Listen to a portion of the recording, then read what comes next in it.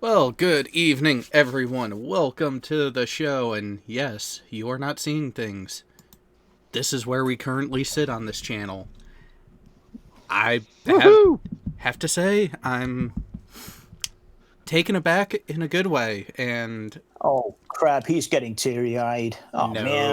no, God damn no. it. Relax, He's Garrett. gonna cry. I expected it to happen. I just wasn't exactly sure when. And Yeah, right. what actually surprised me was on Team Skeptic's show the yesterday, starting with the displayed subscriber count of 992. Skeptic mentions it, and in less than 5 minutes, I was well over 1,000.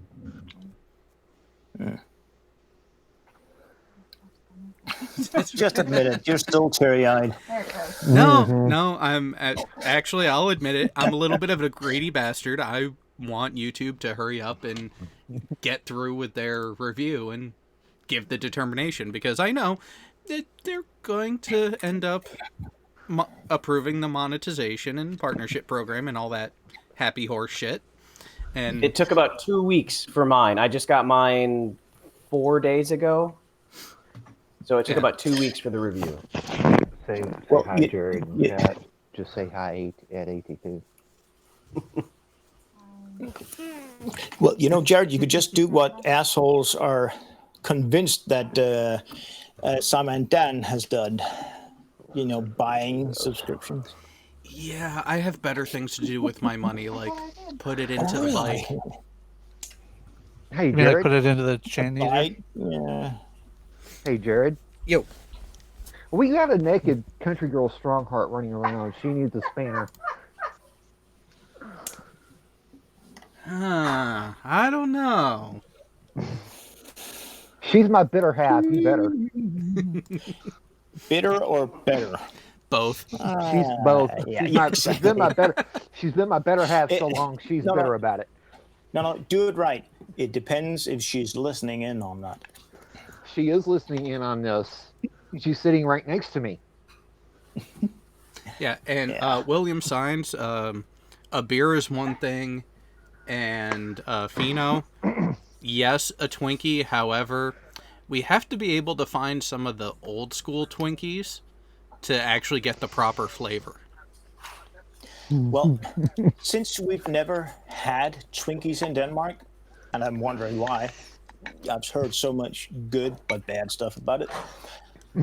How much of a difference is there between the original stuff and the newer stuff after it was saved or whatever we're called? So the big difference you're going to notice is actually overseas, because here in the U.S. the flavor is close enough that you really have to have a good palate to be able to tell the difference.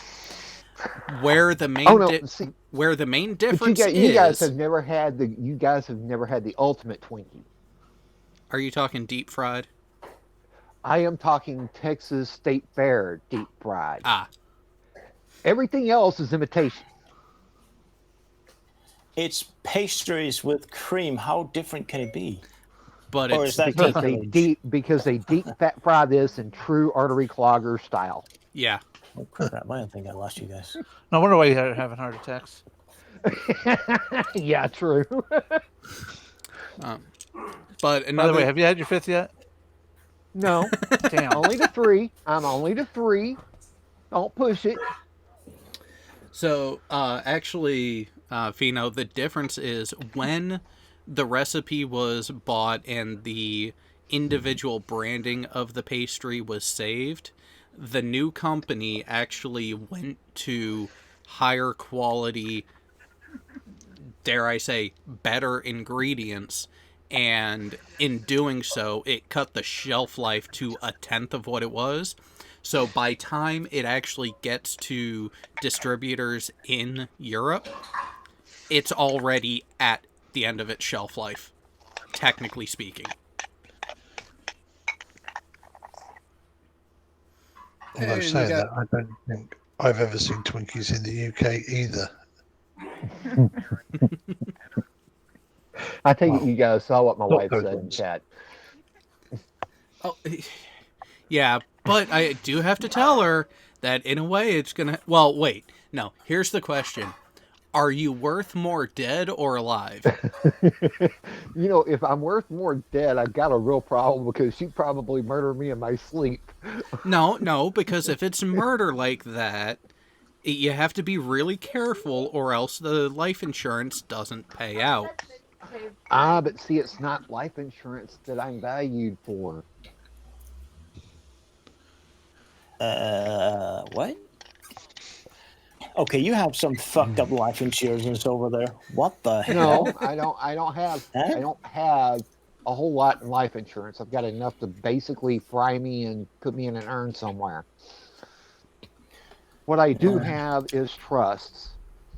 Ah, And I still have that issue of, well, okay, it's good for the family you leave behind to have something for the bottom of the chest, but what's the point again? But then again, I live in a country where we have Social Security and stuff. well, here's another thing that actually life insurance is meant to take care of. It is actually one of the intended targets of the funds from a life insurance claim is to take care of any outstanding debt that the deceased may have had. Yeah, okay. Yeah, okay, fair enough. I'm never going to get married. I hope, knock on wood. But yeah, that would be a good idea, because if when you die, you actually have money left, you're doing it wrong. So yeah, I can see where you're going with that.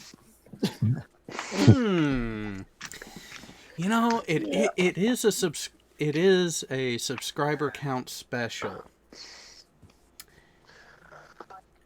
So There let's is not- let's there not is give a them- there is a particular person in the live chat. Should we see if they have the balls to repeat what they just said That I vocally? just timed him out for. Yeah. I just timed him out. No, nothing. No ban. Not yet, anyway. I should probably get my ass in there. So who do we have this time? Just begging Boy, for it. he is frustratingly trying to get back into the chat, isn't he? Oh no, it's just. By the way, for the mods out there, when you time someone out who's already in a timeout, all you do is reset the counter back to 5 minutes. It does not consecutively add up. It just resets Yeah, it. it's not cumulative. Yeah, it's not cumulative. Cumulative? That's not the word. Cumulative. That's what I said. Yeah, you're just hearing it wrong. Cumulative. Exactly. That's what I said. Shut up. Yeah. Oh, Bo, you. Moving on. Wait a second. You're a Dane, aren't you? Yeah, but I'm also somewhat inebriated. God damn it, inebriated. Somewhat inebriated. Yeah, Jerry, that just makes it. I think I should call. even I worse think I should call a with your personal sprinkles. foul against Bo.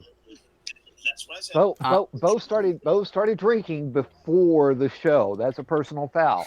No, He had a- that's actually- proper preparation. No, he Okay, had it's a head right start now- on me. Right now, it's 2:00 in the morning. Unfortunately, I've been drinking since about 6 or 7 hours ago. It's been that kind Goddamn, of a bro. day. It's been that kind of a day. So yeah, I'm fucked up. I was fucked up. Now I'm all out of alcohol. Yeah. So movie night is going to be interesting or painful. Well, I can feel. I'll be able to feel movie night is. Well, yeah. Just you're gonna be doing me like I did on movie night. Oh yeah, I do remember something about that. At some point you were still sitting in the chair, although we couldn't see you anymore. And the camera was I still was pointing past. at the chair. I was past. No, it was pointing at the couch. I was actually on the couch when I passed out. So yeah, it was sitting at the couch. Yeah, you were still drunk off your ass. Oh no, I was completely for schnockered, man. Yeah. I know, Shrek. That's completely inexcusable. Out of alcohol? What? Now, I have seen that happen where an entire town actually ran out of alcohol, and it's all because a carrier battle group pulled in at the same time, and Well, we that's had fun. different. But it was just a cute little Dubrovnik. kitty. Dubrovnik was underprepared when the Eisenhower pulled into port. You could literally follow us around by going from bar to bar. You could literally follow us around until we drink them out, because we left bottles from one bar to the next.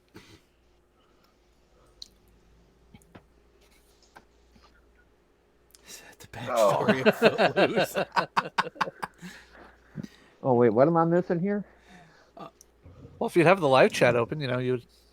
Well, I'm trying to see. Is that the one with Zoltar or Zoltan or whatever it is? Oh, William Signs, if you only knew what happened aboard the Kitty Hawk right before I got there. So I don't know.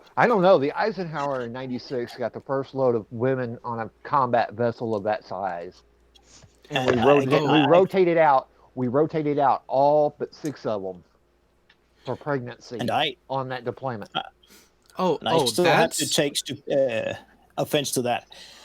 Petty officers and Navy? Okay, are you... do you have enough balls to say that to my face? Yes, I do. Being a Navy and a petty officer? Okay, I may be petty, but I'm fucking hell not an officer. God damn. But we are non-commissioned officers.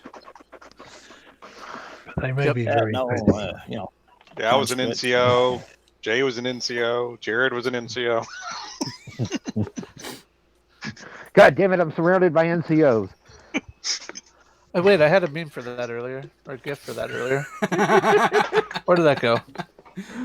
Oh shit! It's back towards the beginning of the live chat. Oh yeah, it was. Mom song here. Nope, that's not it.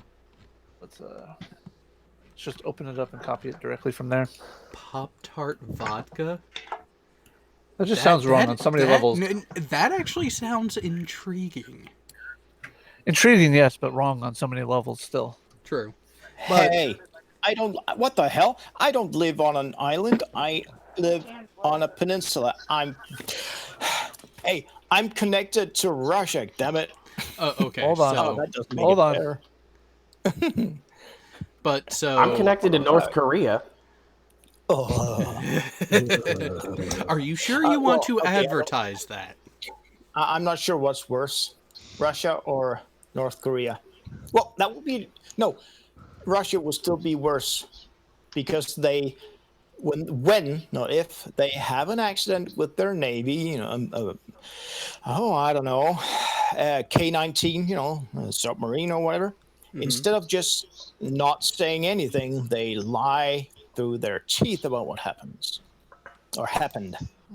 And Russia was so helpful with our last election, though. That looks like an island. Wait. Oh yeah. Oh, isn't this an island? And this is an island. Yeah. Oh, island right here. Down. Could you click R? Just tap R for me, please. Just set it right. No. Just on your keyboard. Yeah. Nothing fancy. Just tap R. No, not in the search bar. Just when you're in the map. R. Yeah, just a letter. I'm just gonna mess with them. I want to mess with them. Yeah. So now you're going back to the States. Yeah, that's not gonna help. That's why I said press R. Because we are still the face of the world, and we can never get away with it. Yeah, we have potatoes in our mouths, and we have massive snot issues, as you can see, but still. Yeah. But so back to what I was trying to say. So it wasn't illegally made alcohol aboard ship that they had to worry about. Literally a couple months before I checked in on board, there was an entire there's no. Furball, does this look familiar? Give me a second. Let me come over. I'm making my breakfast. Greenland. Ah. Oh, wait. Is that part of a triangle? Let me guess. It's a distance from one location in the southern hemisphere to the North Pole, and then another. Yeah. I know At those 90 north. distances. You mean not 0, 0? No, not 0, 0. I think it's Yeah, somewhere you like get right wrong here. measurements when you measure off of Africa. Yeah. Jaron never responded to me when I made that correction, though. Gee, I wonder why. But yeah, so actually, Furball, you may have ended up hearing about this through your channels, through the inter-services reports. There was a chief, a couple, so an E7, a couple E6s, and a handful of lower ranks who were making meth on board the ship. Oh. Hey, it's just a chemistry stat. That's all it is. Yeah, furthering your knowledge of science. Yeah. No, that's furthering your knowledge of chemistry while altering your science, mental state as well, but that's besides the point. Yeah, America is so stupid they have to do it in stages. Well, states anyway. Okay, that was a bad delivery, but Hey, I live in the third worst county in Missouri for meth labs. We are number 3 in the state for the number of meth labs per capita. Which is Yeah, saying a I've lot heard- because that state is the #1 in all the states. Yeah, Oh, I mean, I've you know, heard we're so number many 3. times that it stinks There's- to high heaven, but what does it stink like? A meth lab. Well, when it smells like cat urine all the damn time, yeah, you got a problem with that. I've never yeah, it's the experienced ammonia. cat urine. So, well, not in that way. It's very acidic and a very strong ammonia smell. And actually, that's why the first state to take the meth crown was Iowa, because you had a lot of dumbasses going out to the farms to get the farm grade ammonia straight from the tanks. Oh yeah, that'll kill you. Yeah. Yeah, that I'll kill you anhydrous quick. ammonia. That anhydrous ammonia will kill you quick. Hey Jared, Yeah, click you on the got a link leak I on just an shared in the live chat. Tell me what you think. It's not funny unless you can unless there's enough of it so you can swim in it or at least dive into it. No, It's okay if anhydrous you ammonia. count. If you've got a leak on an anhydrous ammonia tank, and it's leaking, like just imagine an anhydrous ammonia tank sitting in a field. It's on a trailer being towed behind a tractor. If it has a Oh, no, leak we on have- it that's big enough, you can walk up to it and just die. Yeah. Oh, we have idiots that put it in the propane tanks, both here and in Texas. At my dad's place down in Athens, Texas, when we leased the property, we leased it to a meth cook, and we didn't know he was a meth cook. Ooh. But he brought in 3 of the household propane tanks, the above ground propane tanks. And the reason why you knew that anhydrous ammonia was in there was because all the nozzles were freaking green. Ooh. All the brass Are you fittings talking- had turned green. Are you talking about those things that what has the volume of about 10? Let me Standard address oil let me address Mike 71 in the live chat real quick. Mike, I live about 10 miles south of Buffalo, Missouri. Yeah, I've been to O'Fallon. That's actually where one of my former companies, one of the headquarters, was located.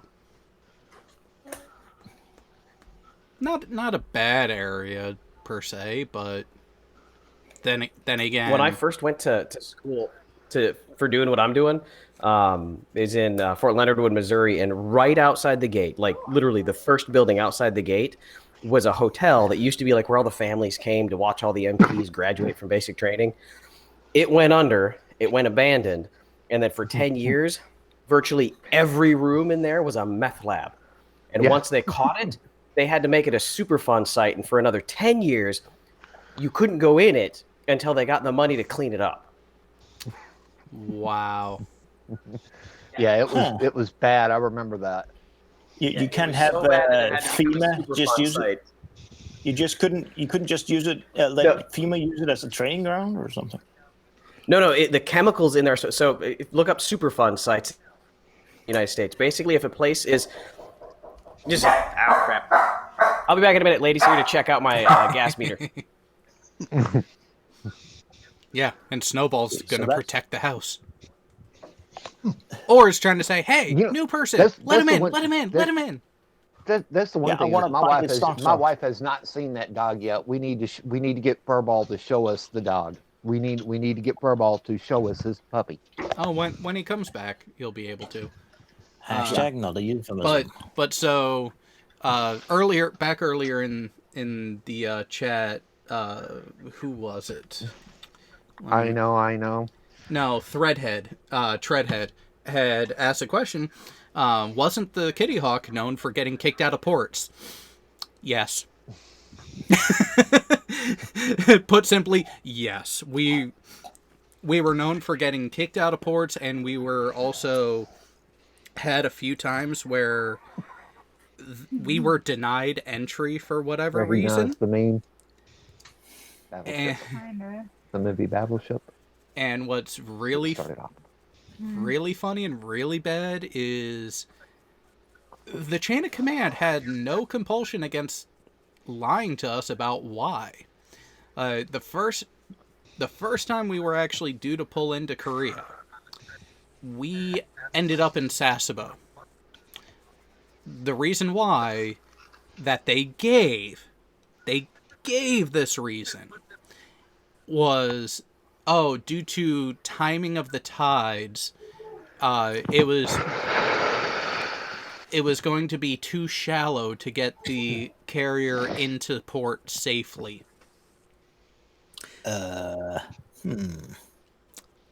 Which, to me, something just sounded off about that. Yeah. And this is where it really gets interesting, is a couple weeks later, find out that during the time we were supposed to be in there, there was another carrier already there. What Okay, it was is they made their choice. They wanted that ship, not us.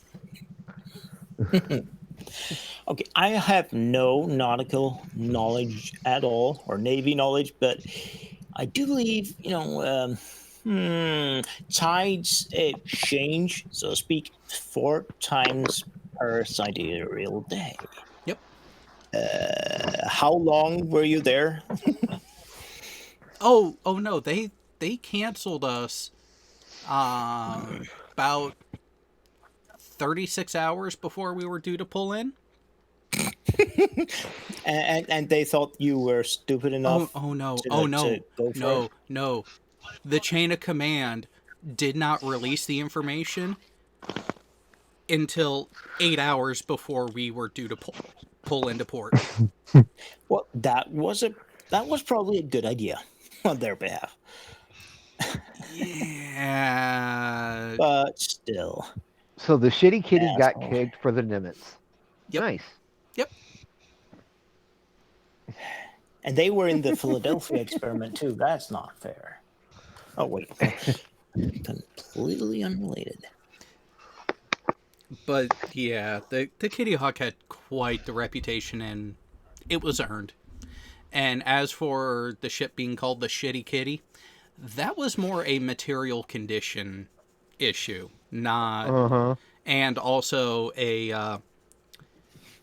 for just some reason, you could have a commander, you could have a captain come from another ship, have a great morale rating, have great history and rapport with his crew, comes to the Kitty Hawk, and it goes down to fucking tank. There was something about that ship that just made everyone in the chain of command fucking retarded. Maybe it was the paint fumes. No, I think part of it was just the bullshit of being forward deployed in Japan. I don't know. The USS Scott had a reputation like that, and it wasn't forward deployed anywhere. So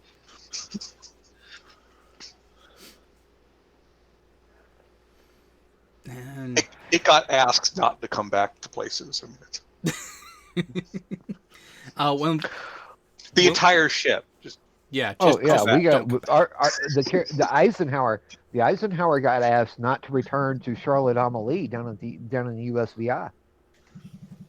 it was primary because all the sailors on that tin can they'd hit the pubs and start fights with everybody. So they were No, violent drunks. We would just drink the pubs dry. We'd drink them until they were out of alcohol and move on to the next. Well, Yeah. we liked it because we actually got there's one of the places they got where we got to take place of one of their stops. So we get to like visit one place 3 times, which was nice. Yeah, you can really get to know the area, but then at the same time, it kind of gets boring. Yeah. So that was the funny thing. The Scott got asked not to come back, and we got asked to come back again. And again. And again. Because we just hung out with the Royal Navy guys there and traded real stories. yeah, Like real normal folk, Navy people, yeah. Real Navy folk, yeah. Victoon said, sounds like McHale's Navy. Yeah. Pretty much. Yeah. That's the thing. A lot of people think that a lot of the spoofs are just comedic fodder and, oh, it can't be like that. Oh, no. The comedic shows involving the Navy are much more accurate than any of the other ones. McHale's Navy and Down Periscope are more accurate than most of the serious military movies. They're more accurate than Stripes. Yeah, well, Stripes was just trying to be another Spies Like Us anyways.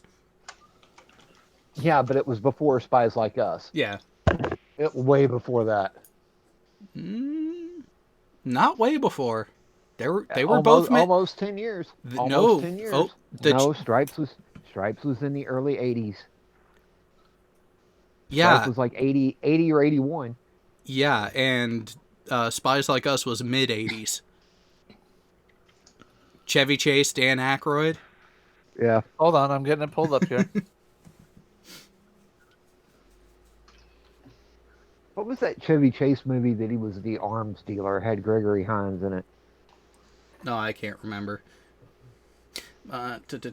So, Kristen Frost asked, where's the Kitty Hawk now? Awaiting disposition up in Washington State. It's, as of right now, it's going to be Razor Blades. Okay. And Here we go. Did that to one of the fleet returnees. It was in one of my sea school classes. I got to class early one morning. He had come off the bouncing Billy Bates. Stripes was 81. Yep. 85. See? Told you. 4 years. But that's, Yeah. in movie terms, that's still way before. Not really. When you By consider... the days, when Uh, you consider the 1980s, yeah, that was pretty much way before. No, not really, because it's when you look at how long it actually takes back then from writing approval, casting, production, editing, and release, both stories were probably written within months of each other. It's just that getting the story picked up, that's where the biggest lead time is from when it's initially written until a production company is actually, yeah, we'll do it. So it's one of those, unless you can actually get a good solid date of when the initial screenplay was written, you can't really tell the full age of it, because there are some, and keep in mind, there are a lot of them that get written and submitted to production companies, and then nothing happens to them.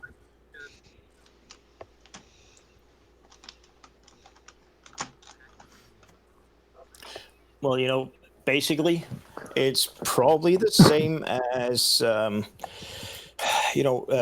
recording footage for a documentary or something that's related to news, but not exactly a news segment. Yeah. 90% of the footage that has been recorded for that story gets scrapped. Oh yeah. Oh yeah. 90% or more. It's just part of business. That's how it works. Well, it's not just that. Is the writer is the writer. They're gonna put out the story as best they can, considering. Dear.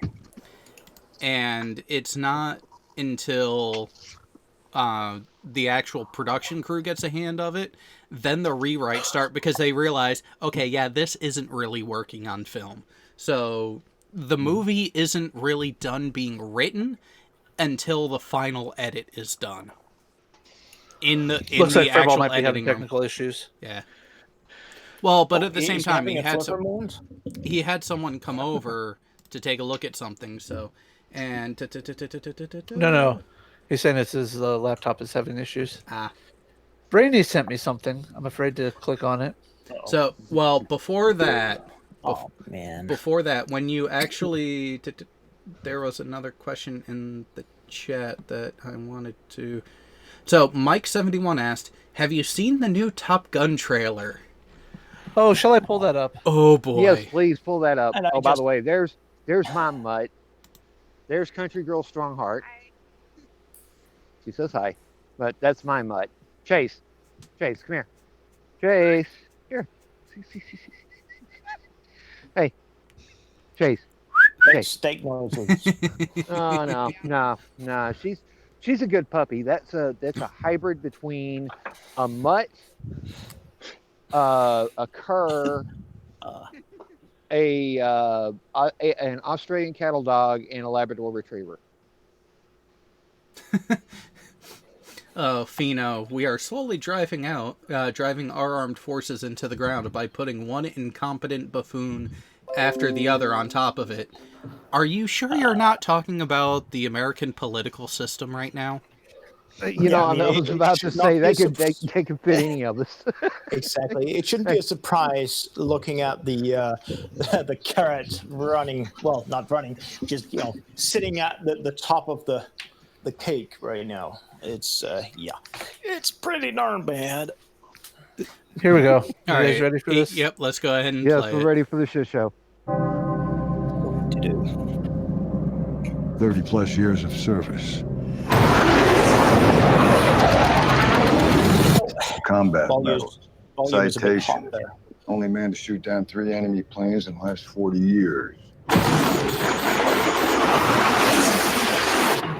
Yet you can't get a promotion, you won't retire. Despite your best efforts, you refuse to die.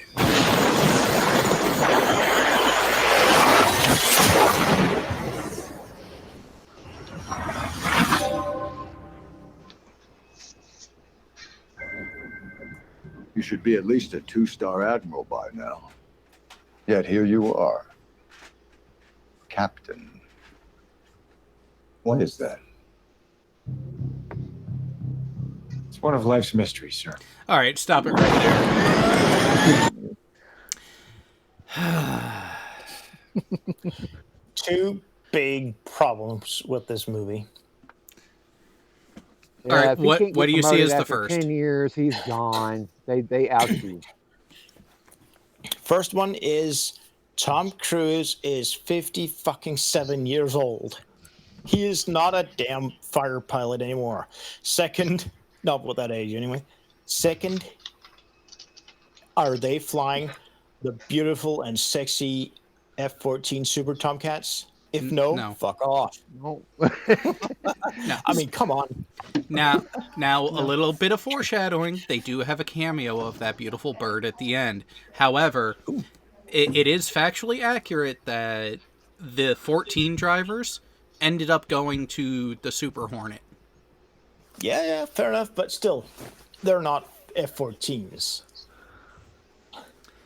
No, but I mean, an FA-18 is sort of, the Super Hornet The current is one, yeah. somewhat semi-sexy. The Super Hornet was the closest they could get to reproducing the F-16. capability. No, to reproducing the capability of the F-14 in the Super Hornet variant, in the Rhino configuration.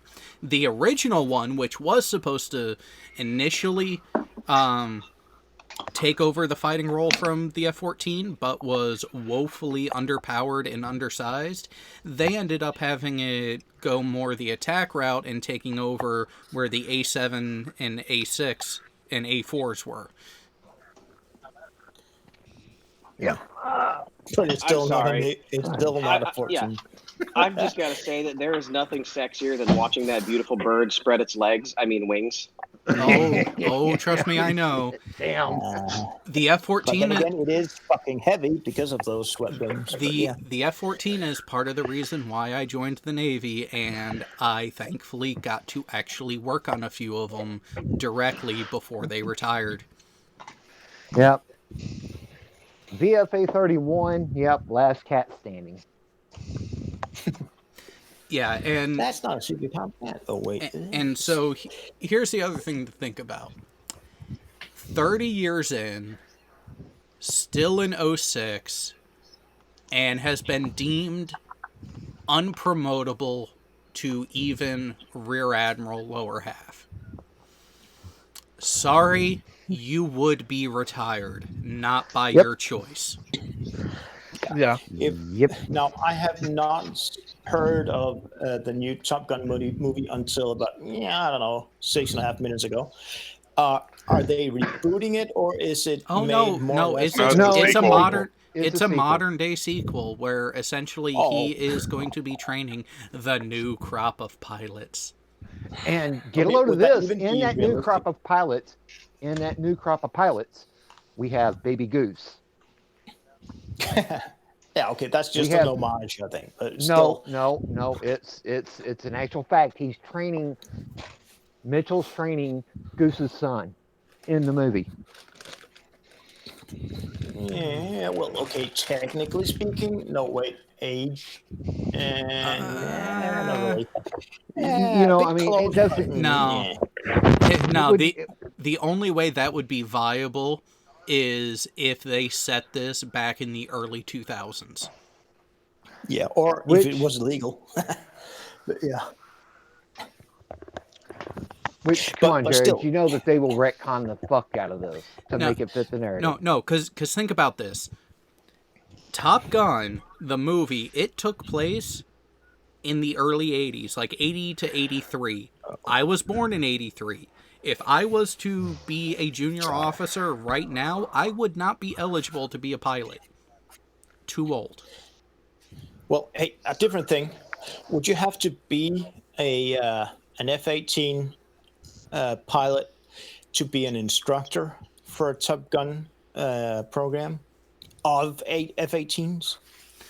No, And- not exactly, because they fly various variants of fighter jets, and some of them are 50, 60 years old. They do currently fly 4 F-14s, but mostly what they fly is the A4 and The the F-16. the F-16 and the F-20 Tiger Shark. Yeah, okay. I'm just thinking about, okay, it's really unrealistic, but still, it's a movie, but I still want to, grab they don't- hold of So- nature, Well, reality here. the instructors over at Top Gun, they fly like they're not necessarily flying like they have different aircraft they use to kind of be equivalent, sort of, to like foreign platforms. So Ooh, yeah, well, that makes me think of something else. What did they use in the original movie of the bogey for training? Was that That was the The F-20. A4. that- No. So MiG So 19 or something? no. So what they were in the original movie, the way they had it set up in the training environment of Top Gun, they pit Yeah, sorry. they pit the F-14 against the A4. In the glamour shots at the beginning and end of the movie, where they had the jets that they were flying against painted black to look Russian and menacing, they were supposed to be a MiG-29, but they used the F-5 and F-20, which is the Tiger and Tiger Shark. Yep. Right. The F, And the F5 is the Tiger, and the F20 is the Tiger Shark. Yep. Which is actually a very capable aircraft that actually was on par with the F-16. It was just the Air Force loved the engine that the F-16 used because it's the same engine that is used in the F-15. So they thought, hey, we can make it easier for our maintenance crews and easier on our training budget and everything. So that's why that is a big reason why they went with the F-16 over the F-5.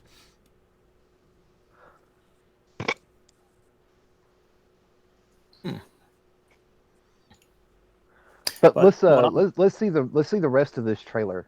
Let's let Jay Brown finish the rest of this trailer off. If I have to.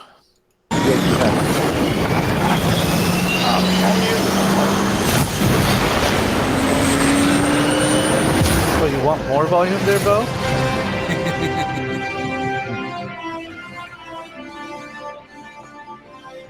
Not that loud, though.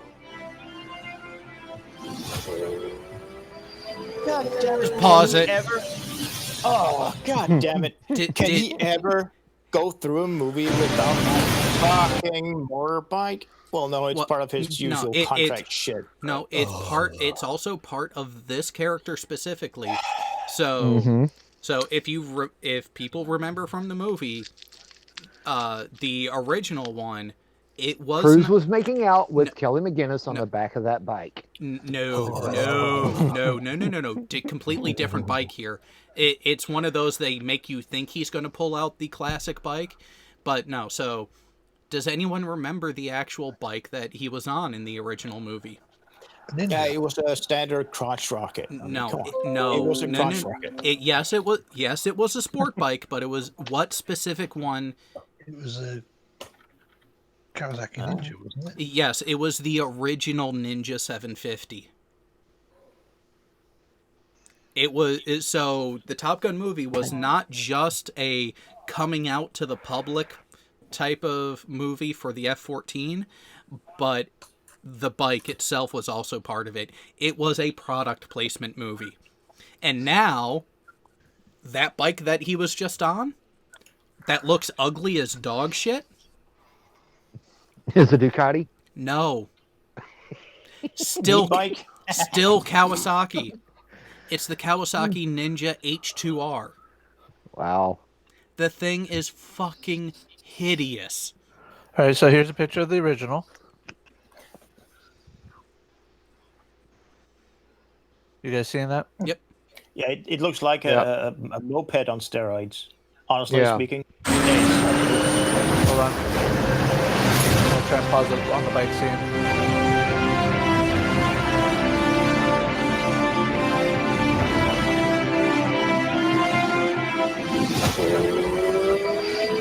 Pause it. Yeah, so see, he pulls the cover off the original one, but then he's outriding this frickin' piece of Monstrosity. Yeah. Jay, go ahead and pull up some images They're most of likely the from different- Ninja H2. I wonder if there's any, and this is just a different thing, but any subtle cameos by decals on that H2 or locker. H2R? H2R. Let's see. To be fair, they were probably pulled from different parts of the movie, so. Probably Yeah, not really. and I will give him that, but look at this frickin' thing. Any particular one you want me to look at? Just one, number 2 or 3. Yeah. We'll go back to the picture itself here. Yeah. Ooh, slick tires, really? So okay, that must be a now track. go to Sorry. one of the 3/4 views, because you this profile of the nose of it doesn't quite do it. You really need to. Yeah. What? No, look, It Jerry. almost looks to like be a fair- botched Terminator slash Transformer thing. Yeah. Transformer robot going spread eagle or something. Here's the thing. The only thing this bike really has going for it Jeez. is the engine. That's it. The suspension isn't that phenomenal, but the engine is what gets it its notoriety because it is actually a supercharged engine. It is a 240 horsepower supercharged engine. Well, sorry. The Ducati Panigale V4R is a smaller displacement bike that gets just under that for crank horsepower without being supercharged. Just how much power do you need in a motorbike? Depends. Are you going to the track or are you just going to be a hooligan on the street? If you're just going to be a hooligan on the street, low hundreds is more than enough. If you're going to the track and You need actually... just enough to kill you. Oh, if you want just enough to kill you, then you're looking at 60, 70 horsepower. Because it's not the power of the engine. It's what's between the ears of the rider that is the most dangerous aspect on the bike. Uh-huh. Yep. All right, ready for more stupid? Yeah. Yes, let's have more stupid. Hold on. Let me make sure I got this turned down for Bo just enough, thanks. okay? Yeah, that would help. Much better.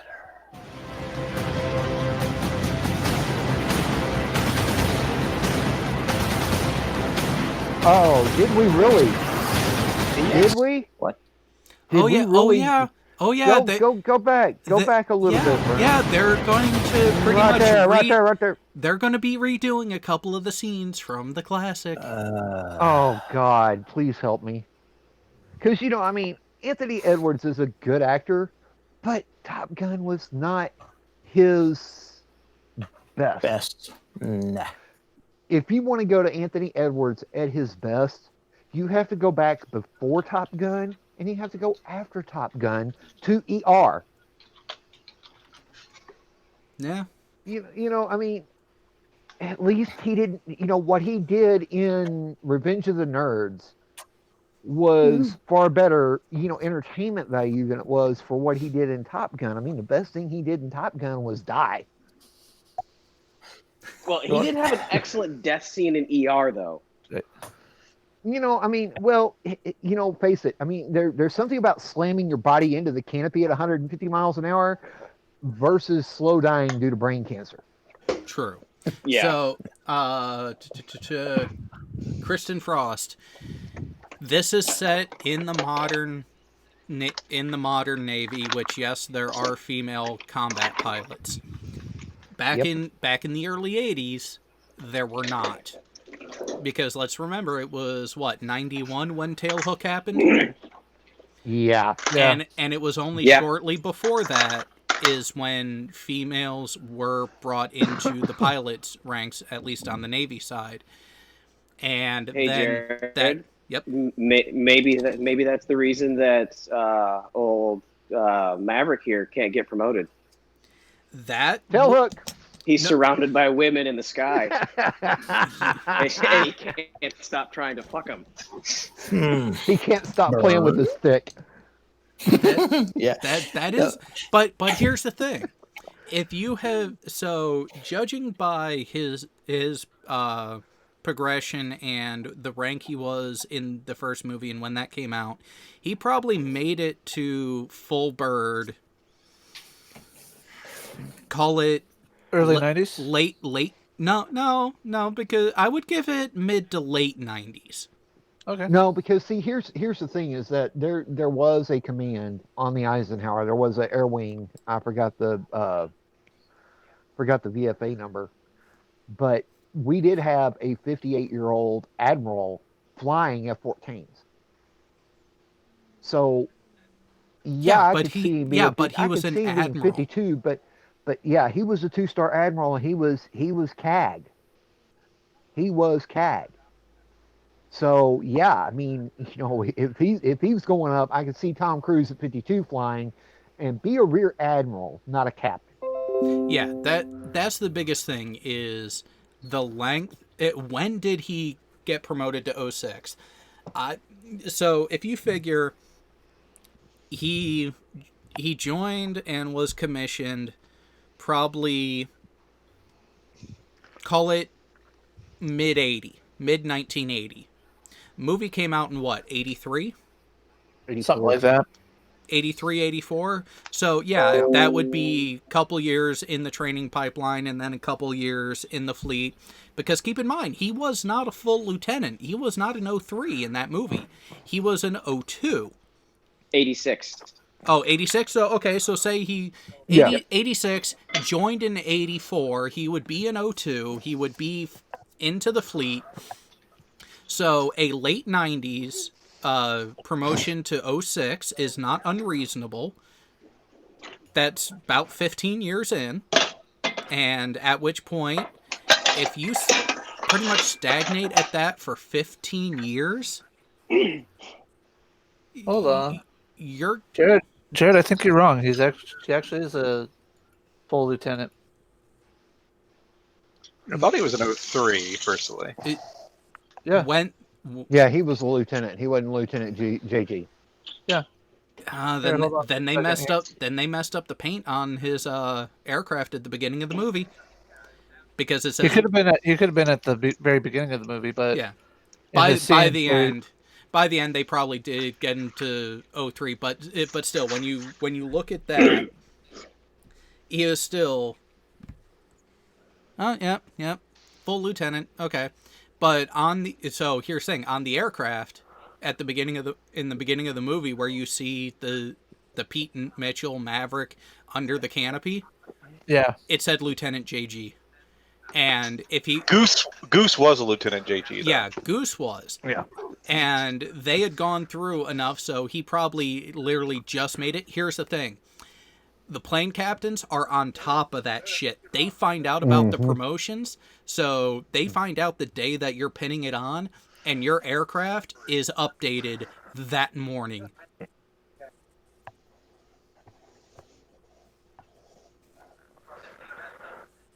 Of course, they don't give you a good shot of it. Yeah. Bastards. Yeah, I'm looking for one too, and so far all I've seen just says Maverick.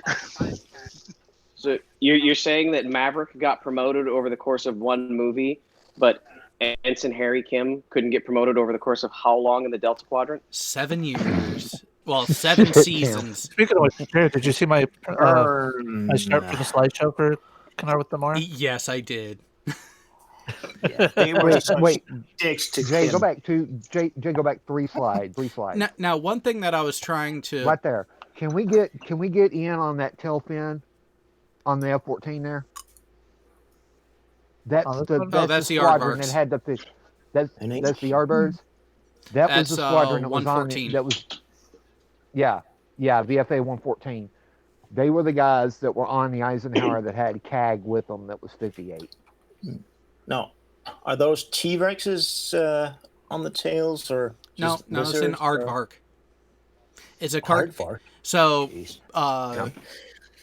go ahead and pull up VF114 in the image search. And pull up VF 1111 or 111 with it. That's the it's either Sundowners. 114. 111 is the Sundowners. VF 114. Aardvarks. Yep. Actually, just had a good shot of their thing back one page. Yeah, the roundel, that's the patch, which that cartoon stylized aardvark is what's there on the tail art, and that dates back to The one that I'm thinking Vietnam. of is a Falcon. The one that I'm thinking of is a Falcon. 111 are the Sundowners. It's not going to be them. VF 117? No. What about 137? They have a Falcon. It may be that. I can't. It's been 20 years. I can't remember, guys. Sorry. It's VFA for that one though. VFA 137, you said? Yeah, 137.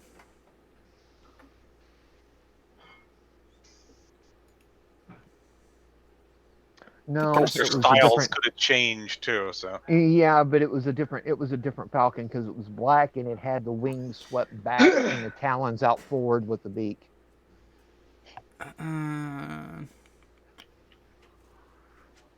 Yeah, I'm trying to. I can't remember all of them that did a stylized.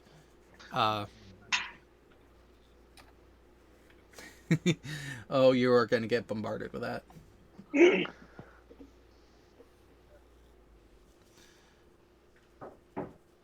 I'll say, got the Starfighters. Oh, hey, one filthy horror's up there still. I mean, 154. That is a moniker they will never get away from. No, they won't. We had HS5 on board with us. I remember that because I was pretty good friends with the lieutenant commander that was a pilot for them. 97? what about 136, the Nighthawks? Yeah, 136. Is it VF or VFA 136? VFA 136. Yeah, they'd be currently VFA 136. But look them up for VF 136. I think they were an attack squadron historically. So I don't think they would have ever driven the Tomcat. Yeah, but that's not the emblem. It would have been, hang on, let me steal my wife's laptop. Let me look it up. William Signs. The puking dog. The F-16 is now known as the Viper. Yes, the latest version of it, the updated version, is now the Viper. It's you have what? You have Lockheed and Fort Worth to thank for that, by the way. Well, so here's the thing: the name of the aircraft like that actually does end up coming from the test crew, not the manufacturer. Yeah, the NATO thing. Yeah. No, the Tomcat was actually given that name by the test development team, and not Grumman. Same thing with the Fighting Falcon and everything. It's Well,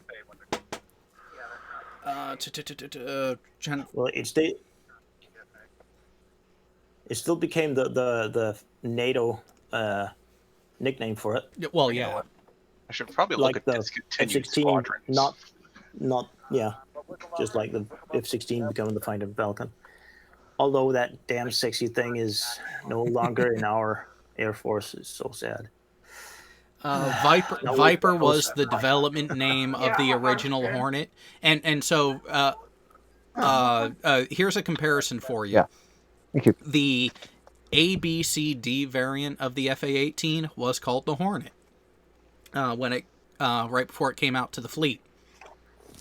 The E and F models are not referred to as Hornets. They're the Rhino.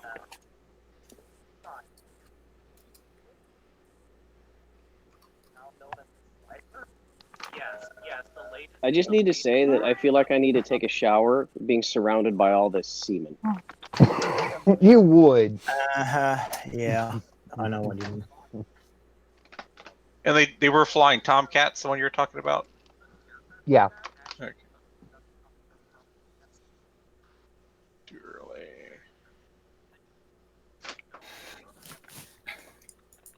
Damn. I just caught the logo for the Anti-Submarine Squadron 23. That's a messed up drawing. A cat, a very badly drawn cat, biting down on something that more or less looks like a, I don't know, slice of fish and not a submarine. What the hell? Oh, that's just one of the most ugly unit badges I've ever seen. Wow. What, the Georgia? Georgia? No, Yeah. he's talking about something else with. It was. You can see it further up on that list of. On the right side, left side, sorry. At the very top, probably.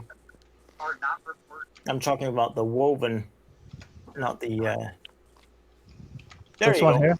Oh, that. Yeah, I realized this is a picture of the woven unit logo, but man, that thing is ugly. I see updated versions. By the way, who's listening to the stream in the background? That would be You Wished. Yeah. I'm gonna blame my wife. Ah. How about Instantly? Why? One Screaming Eagles? Oh no, probably a bit early.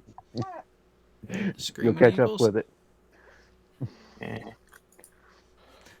Tell her that we can hear her listening to us, and it's kind of creeping us out. They can hear you listening to us, and it's kind of creeping them out.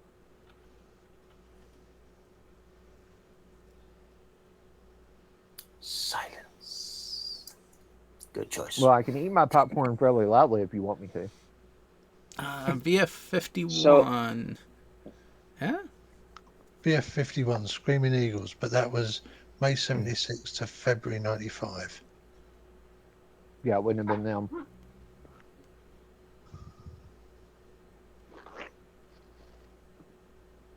Okay, that was not someone biting down on popcorn. That was my dog. It also was not me. Speaking of Furball, there has been a request to see the pupper. And I will be more than glad to stop sharing. Okay. That. What you doing, girl? Let's see toe biting ball of fur. Now let's lock in on the screen share so my wife can actually see it on YouTube. But she needs to see the fluffer. Hey, dog. This is getting big. Become the fur missile. Become the fur missile. Last night, I was worried that she might be going psychotic. She sat on my couch for 10 minutes, gently nipping at the air like there were bubbles in front of her. She was no idea what she was doing. Sure, she could be fighting off, I don't know what you would call them there, but thunder flies. Tiny, tiny little flies that are really hard to see. Yep, that's what I was going to say. So here's a patch that I originally had.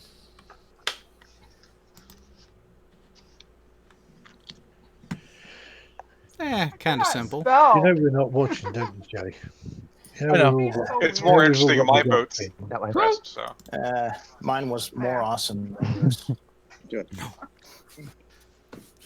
For the record, look in the chat. Here's the My new one. boat had a very boring one. So here, and like I said, there's that one. What was your boat? Hampton 7. Oh, Hampton Roads.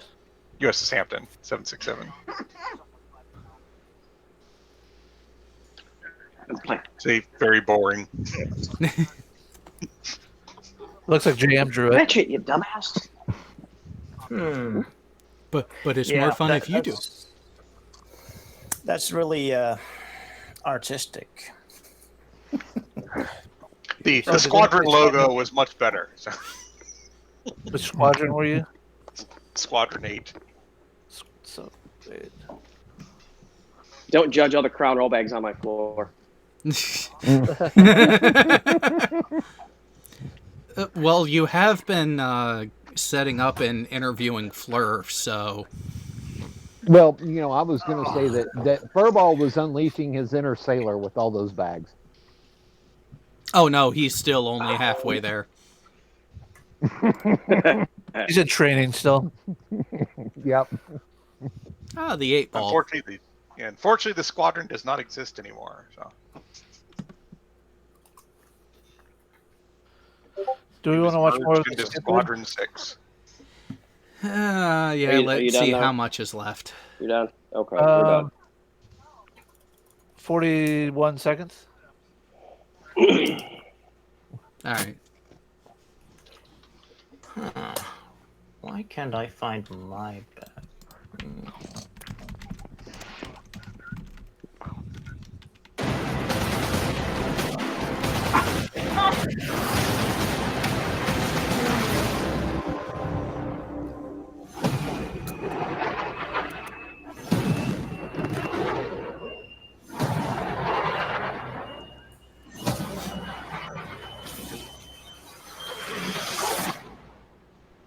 end is inevitable, Maverick. Your kind is headed for extinction. Maybe so, sir. But not today. There you go. That is pretty much the end. And here I thought, But that they no, had used a go lot back of and keep money playing on... it. Go back and keep playing it because there is something that has to be shown. Oh, I'm trying to save them from it, Jared. No, this one is it's in my opinion the best part of the trailer. Oh, that's the 14, yeah. Yep. Does he fucking steal one from a foreign country? How are they going to pull that off? It'll be interesting to see how they try it. One, if that is even in the movie, and two, how they try to play it off, because fucking thing has been retired for almost 14 years now. There are still several countries that fly it, though, aren't there? No. The only other country that ever flew the F-14 was Iran. It actually has some still in service, so. Yeah, but they don't fly them that often. No, but maybe he went over there and stole one from Iran. That works. Exactly. He broke into Iran and stole an F-14. So with all this talk about Top Gun, I'm actually in the mood to watch it, but for some reason Amazon isn't letting me buy it. So I went into Kodi to try and stream it slightly legally, and the first one I clicked on had Top Gun logo, year, description, everything. I clicked on it, and it was Top Guns, the porn. Nice. So B.O. Furball basically porn bombed himself. Pretty much. Hey, if you had the ability to do it, would you? Wouldn't you? I mean... All right. So, do we want to watch what what Brainy Beaver sent us? Oh, if we must. Do we dare? Yes, we must. Yes, we must. I don't know if you really want to say that. If it came from a beaver who does wet beaver specials, yes, we must watch it. Okay. Just as I say that, this girl pops up on my screen. Wait, why are we out here again? Because Mom said while she's away, we have to spend quality time with Dad. I just wanna have some fun, jump in the Jeep and enjoy the sun.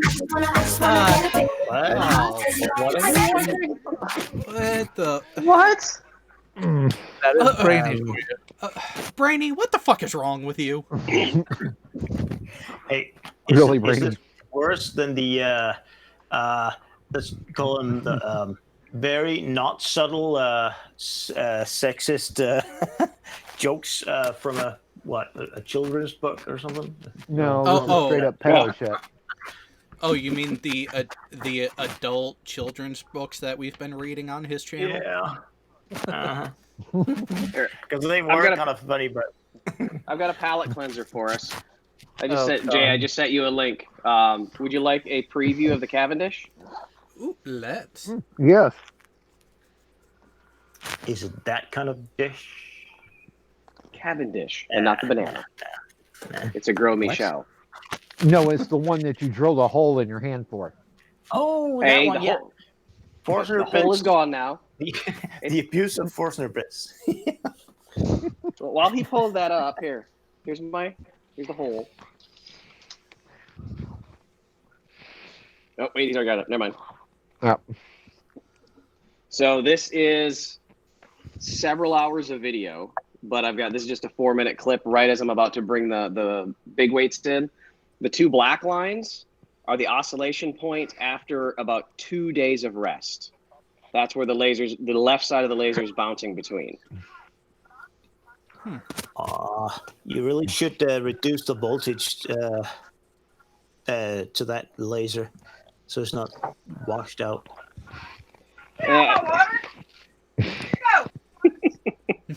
Just to a level where it's barely visible. It's a gas laser. Oh yeah, that's right. You can't just. Well, you can still Not mess mine. around with the voltage if you have a vario. Yeah, I don't have a Variac, variable sorry. power supply to it. I'd have to figure that out.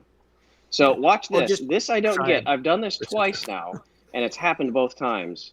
As the big weight approaches, initially the small weight pushes away.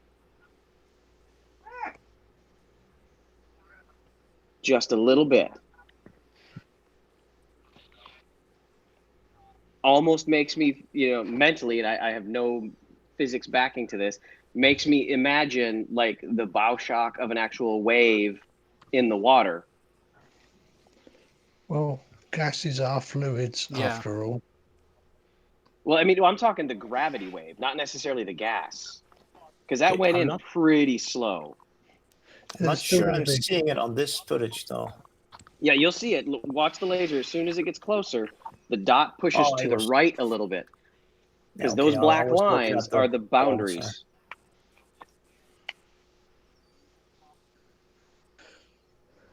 Yep, right there. Yeah. Yeah. It's Oh, just so, hey, that subtle nudge, but yeah, it's definitely Is that a gravitational effect or is that an air effect? it That's might be air. The only way to get rid of that and know for sure would be to turn the entire thing inside into a vacuum. But Yeah. good luck doing Good that luck with the with that. torsion Yeah. with the torsion wire through it. But one thing I am going to do to test it, I am going to put like cardboard boxes in place of the heavyweights of the same size and run the same experiment and see if they have that same. Because if it does it with those, then it's an air effect. Yeah. If it doesn't, then it's a gravitational effect. The biggest thing is if you were to change out the weights in that way, you want to make sure that the surface area is the same, but with the Yep. mass different, and then yeah, you'll be able to rule that out. Kristen And Frost there's the asked. poll. Kristen Frost asked if it could be slightly off balance. It could, but Well, do you I have? don't know how that would. So, the small weights are at a fixed point, correct? Correct. And is there any direct connection from the fixed point to the rotating platform? Nothing. Yeah. No, nothing at all. Then yeah, no, it's not going to be a balance. So now you issue. can see how much pull we have. And Astro Rex does have a good point. It very well could be one of those things that is attributable to dark energy because it's something that gives the appearance of a gravitational reaction, but we can't see what's actually taking place. Thus, the whole dark term of it. So Now, two things you could try to figure out what the hell's going on. You could try and stop what's the going on experiment, behind you? rotate. Oh, that's not me. Or was I'm that you not wished? Smoking. That's you wish. That was You wish. probably I me because I'm hitting a vapor. Rotate the bar with weights, the heavy weights on it, 180 degrees. See if it still does it. If not, put it back, and then try rotating the bar with the small weights, 180 degrees. If you can do it without messing up the mirror. For the No, laser. I can't. I have no control over the small weights. That is a independent suspension point that is only changing based upon the environment around it. Okay, you could try. I know it sounds stupid, but hey, you never know. Since you have most likely balanced those two weights precisely, including the blood and tissue from your hand, swap them out. Just swap them out between each other. Well, so Furball, did you do another blood sacrifice to make sure you keep the gods appeased? I have not done a blood sacrifice since the last one. I may need to do that. Yeah, technically speaking, blood should be diamagnetic. I know there's a little bit of fire in there, but it should be diamagnetic because the most of the blood is water. And that's There's also a little bit of lead in my hand, probably. Yeah, but that's diamagnetic too, just a lot less, if I'm not mistaken. By the way, Jared, whenever you're ready for your Yeah, so Psystrike did bring something across that is rather interesting, and some of the details in the story are fascinating, and I'm glad you're here, Furball, because this is right up your alley. Oh, yeah? I'm intrigued. As you should be. Fino, Furball is in Korea. Not Japan, so he's good on that aspect. Yeah, I'm in Korea. We're about to get hit by a typhoon. Today's going to be fun. Nice. 2 Nice. hours? What the No. fuck? 2 tours. Tours. Learn to read. Sorry. Yeah. The alcohol was reading that one. Sure. So, U.S. Army veteran who served 2 tours in Afghanistan has been deported to Mexico. Now, just mind you, this is an old story.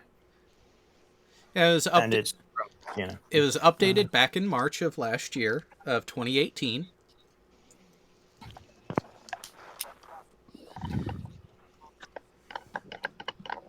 So, a U.S. Army veteran who served two tours in Afghanistan has been deported to Mexico, U.S. Immigration and Customs Enforcement said. The deportation follows an earlier decision by U.S. authorities to deny Miguel Perez's citizenship application because of a felony drug conviction, despite his service and the PTSD he says it caused. Now, here's a question for you, Furball. How easy is it to get citizenship after serving honorably a couple years in the Army? Yeah, it only takes a couple of years. I mean, it's kind of a fast track, but not a guarantee. I have not seen anyone that was denied normal citizenship without just cause. Actually, I've never seen anybody denied. Yeah, I could see this guy being denied for this, except let's read on. Keep that felony drug conviction in the back of your mind. Yeah, that's what I'm wondering about. Perez, 39, was escorted across the U.S.-Mexico border from Texas and handed over to Mexican authorities Friday. Perez said via phone during a Monday press conference that he is currently in Tijuana. We're going to hold ICE responsible if anything happens to Miguel Perez Jr., said Emma Lozano, pastor at Lincoln United Methodist Church in Chicago, where Perez lived. It is a sanctuary church or a place that promises to provide shelter and support for undocumented immigrants. Scrolling up. Perez, his family, supporters, who include Senator Tammy Duckworth of Illinois, had argued that his wartime service to the country had earned him the right to stay in the U.S. and to receive mental health treatment for the PTSD and substance abuse. This case is a tragic example of what can happen when national immigration policies are based more on hate than on logic, and ICE doesn't feel accountable to anyone, Duckworth said in a statement following reports of Perez's deportation. At the very least, Miguel should have been able to exhaust all of his legal options before being rushed out of the country under a shroud of secrecy. Perez was born in Mexico and legally came to the U.S. at age 8 when his father, Sr., a semi-pro soccer player, moved the family to Chicago because of a job offer, Perez told CNN. He has 2 children born in the U.S. His parents and 1 sister are now naturalized citizens, and another sister is an American citizen by birth. It's a complicated case. Perez has said that what he saw and experienced in Afghanistan sent his life off the rails, leading to heavy drinking, a drug addiction, and ultimately to his felony conviction. After the second tour, there was more alcohol, and that was also when I tried some drugs, Perez said last month. But the addiction really started after I got back to Chicago, when I got back home, because I did not feel very sociable. Scroll down. In 2010, he was convicted in Cook County, Illinois, on charges related to delivering more than 2 pounds of cocaine to an undercover officer. He was sentenced to 15 years, and his green card was revoked. He had served half his sentence when ICE began deportation proceedings. He had been in the agency's custody since 2016. Perez has said he was surprised to be in ICE detention and mistakenly believed that enlisting in the Army would automatically give him U.S. citizenship, according to his lawyer. Yeah, and that's the frickin' problem. Yeah, you still got to do the paperwork. You just don't, boom, become a citizen. No, it truncates a fuck ton of the requirements because they pretty much have already been done and taken care of as part of your screening for enlistment to begin with. But by being only a green card holder and then having a felony drug conviction, what did you expect to happen? He got convicted and sentenced in a very liberal city, in a very liberal county, to 15 years for a drug charge. Yep. That's not a minor thing. That's not I smoked weed. Nope. And it's also for that length of time, it's not just possession for personal use. They got him with it. They got him with distribution. Yeah, because he was delivering 2 pounds. He delivered 2 pounds of cocaine. My heart goes out to him. Yeah, my heart goes out to him. Maybe I would say it would be nice if the VA could provide services. I don't know if they can do it in Mexico. His deportation has absolutely nothing to do with his military service. Yep. Nope. At this point. Oh, frickin' Cat has it spot on. FYI, don't sell drugs to an undercover cop. Yep. His retroactive application for citizenship was denied earlier this month. I wonder why. Hey, Jared, quick. So, Cajun Drifter asked, what was his discharge status? Honorable. Most likely, it was probably a general or other, because he was probably probably discharged due to incarceration. No. We're almost there. His application was denied earlier this month. While there are provisions for expediting... Damn you, squirrel. For expediting troops' naturalization process, a main requirement is that the applicant demonstrate good moral character, and the drug conviction was enough to sway the decision against his application. Perez enlisted in the Army in 2001, just months before 9/11. He served in Afghanistan from October 2002 to April 2003, and again from May to October of 2003. According to his lawyer, he left the Army in 2004 with a general discharge after he was caught smoking marijuana on base. His deportation has even less to do with his military service now. Yeah. Oh yeah. Because he's out from, let's see, 2004 to. He was out for 6 years. Yeah, he was out for over 6. He was out for over 6. If he got convicted in 2016. He was convicted in 10. He was convicted in 10. He was convicted in 10, sentenced to 15 years. In 2016, he was transferred from the state facility to the ICE facility. When they realized he wasn't a fucking citizen. Yep.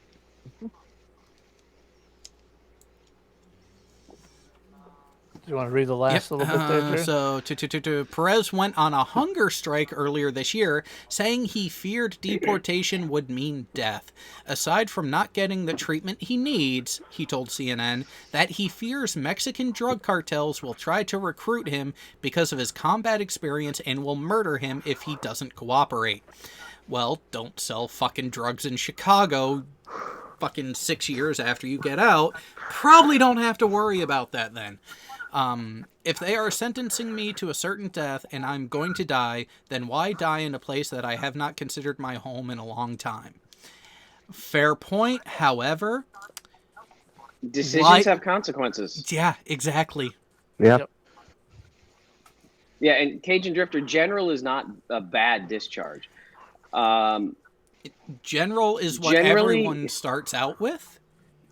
Well, everybody honestly starts with an honorable.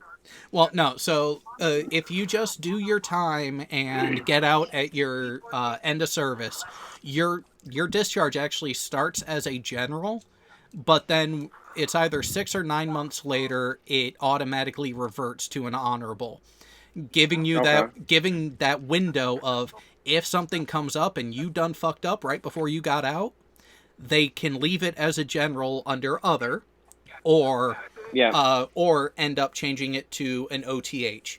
But with him being ousted in short fashion after being caught smoking weed on base, he should be happy. He should be happy he got a general. But you got to remember there are 3 levels of a general discharge, Jared. There is a general less than honorable, a general, and a general under honorable. Under honorable conditions. Yeah, which is what you start with if the thought is you are going to end up with an honorable. Yeah.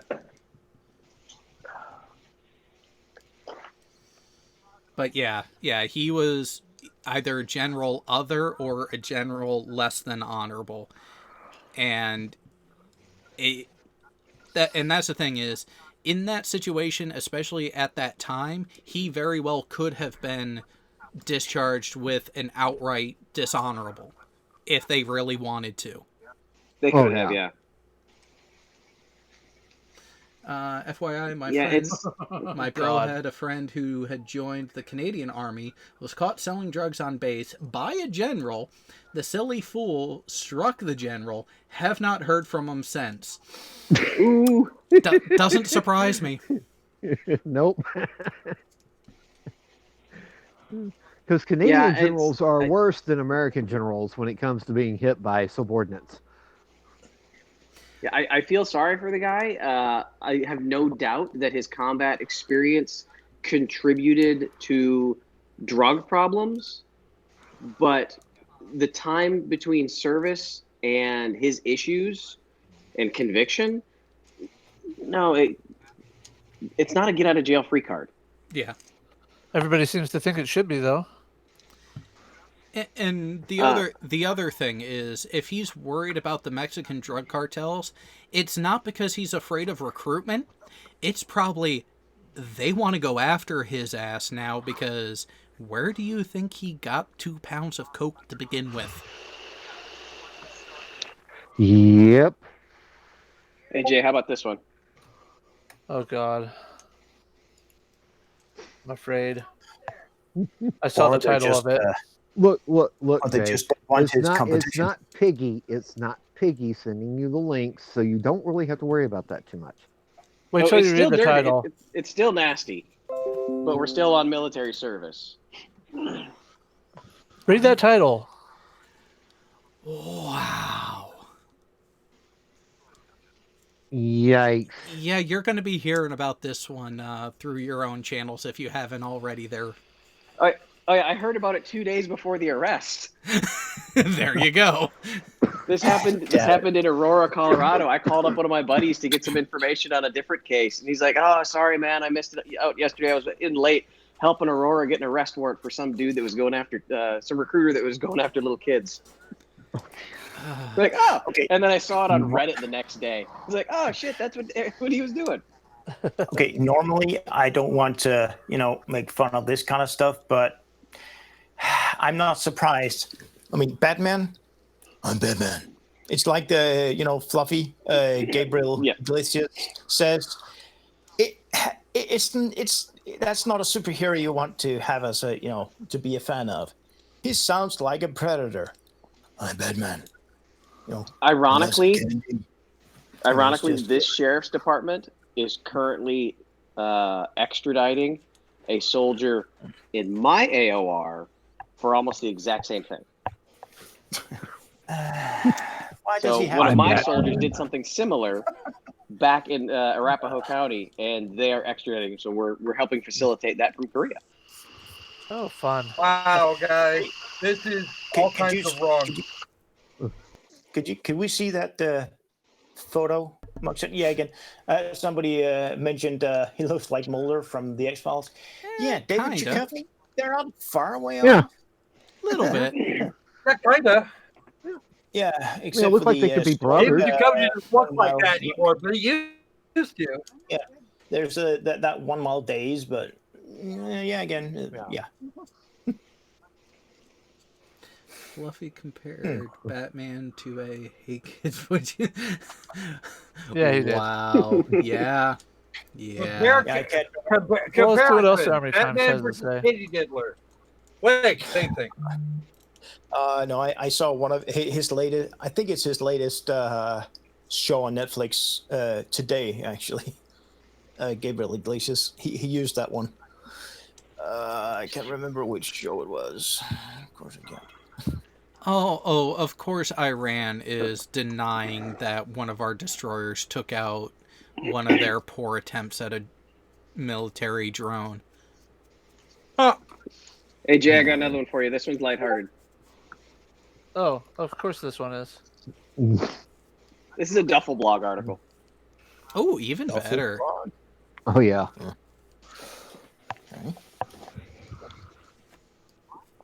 And it's got us on the cover. Of course it does. Wow. I'm impressed. Is the microphone even on? Can y'all Yes, hear we me? can hear you. Yeah. Yes, Croc, we hear Okay. you. Couldn't miss the 1,000 subscriber special, you know. Oh, of course not. I can be All late, right. but All won't right, miss it. Jared, read away. All right, back to the top. There we go. From Fort Hood, Texas, Army Criminal Investigation Division personnel at Fort Hood confirmed this morning that Private First Class Wilson Jennings Jr. committed suicide by First Sergeant, and his death will not be ruled a homicide. This case displays all the classic suicide by proxy signs, confirmed CID spokeswoman Allison LeMay. Unbloused boots, out-of-reg sideburns, shamming out-of-work details, and missing medical appointments, failing to sign routine paperwork properly, necessitating much more administrative oversight. Okay. The final straw was his field loss statement to the first sergeant, in which he claimed to have lost multiple TA-50 issue items, LeMay added. Jennings, an 88M truck driver assigned to 1st Brigade Iron Horse, 1st Cav, was originally taken to Darnell Army Medical Center with severe crush injuries and lacerations on his face and torso. Doctors attempted unsuccessfully to revive him, and Jennings was pronounced dead in the surgery room in the emergency ward. Jennings, 21, is survived by his wife, Lisa, 46, and her 3 adult children. You know what you know what we call that guy? We call him Milkman. Dependa. He's more than twice his age. Yep. So, you know, you guys got to remember, my wife just got a spanner tonight. So, you know, take it easy on me, please, because I damn sure don't want to end up in divorce court. Harold C. Barnes, the senior non-commissioned officer in Jennings' company, was initially arrested in connection with the death. After MPs responding to the scene in the company orderly room found Jennings unconscious on the floor. Barnes had blood all over his uniform, according to one witness, and he was holding Jennings' field loss statement for $3,500 worth, of TA-50.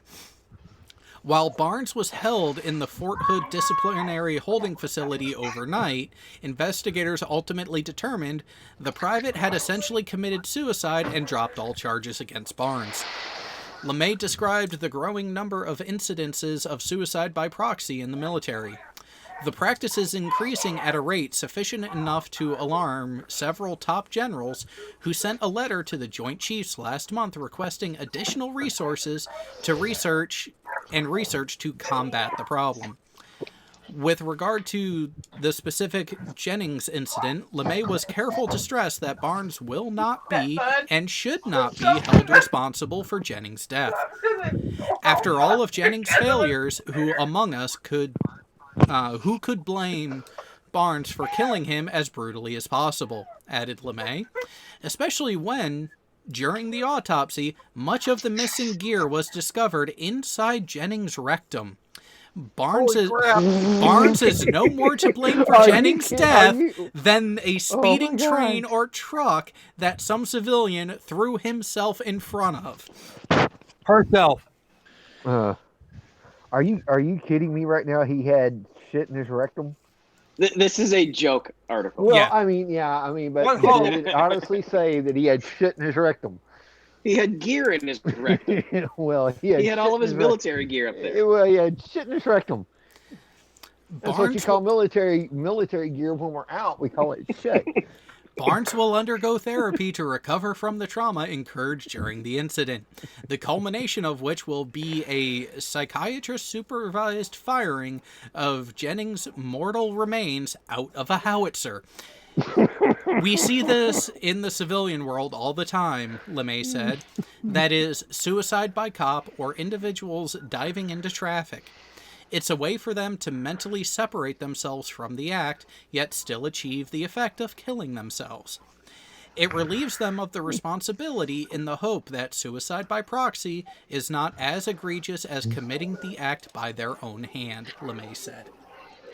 And that's it. You know what I find really, really, really silly about this? This has been a thing that's been going on. This kind of shit actually does go on in today's military. I've had more than my fair share who absolutely insisted that I was supposed to kill them, mostly by losing shit and just generally being. Here you go, Jared. Hold on, I gotta go get it. Really? Well, you know.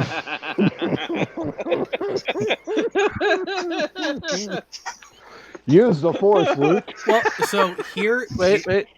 Here is. Oh, by the way, Luke, Obi-Wan lied to you. Oh no! So here's the other thing. One of the systems that I maintained and took care of was the ALS, the Assisted Landing System. Pretty much, once you get into the glide slope with this system on, it takes over and will land the aircraft for the pilot. So all the pilot has to do is regulate the throttle. We can tell by watching the flight deck TV for the approach angle, we can spot which pilots trust our work and which ones don't.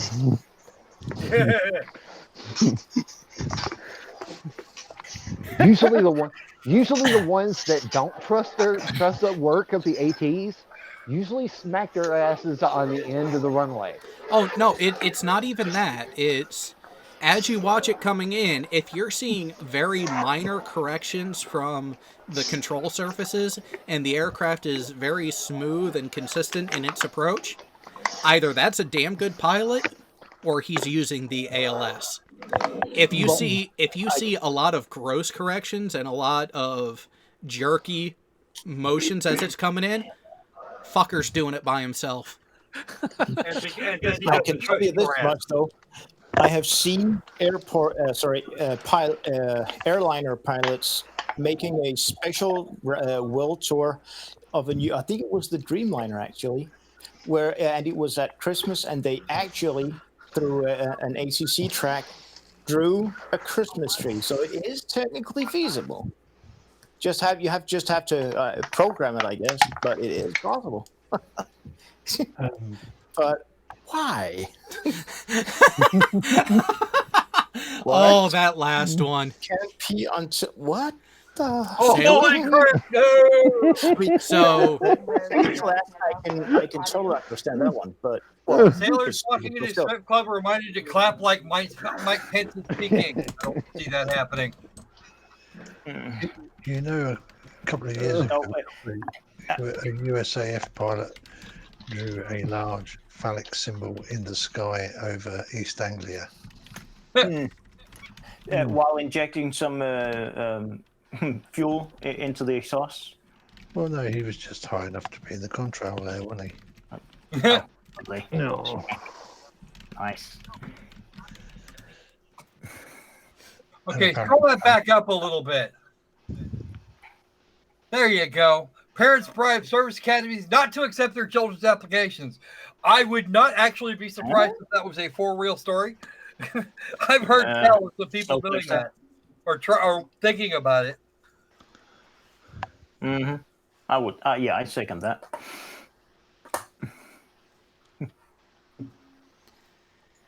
Maritime supremacist. Did someone forget what an aircraft carrier was actually fucking for? Well, it's not wrong.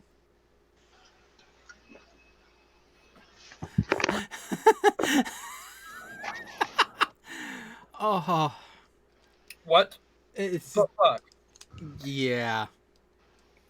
Okay. No. That's too far. Whoa, okay, whoa, that's hang a on. completely different level of what the fuck? Navy and Disney partner to offer the most magical deployments on Earth.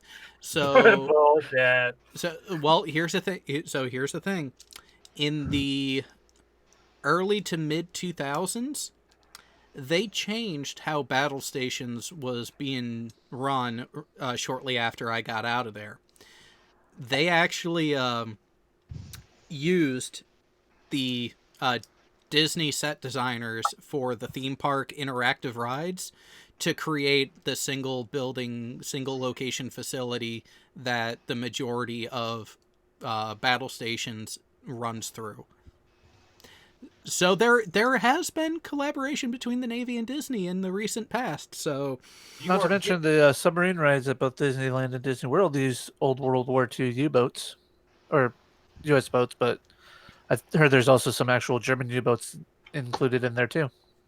And there has been a lot of conspiracy theorists, not just flat earthers, but others as well, claiming that, well, Disney has been blah, blah, blah, blah, blah, blah, blah, because, those training videos.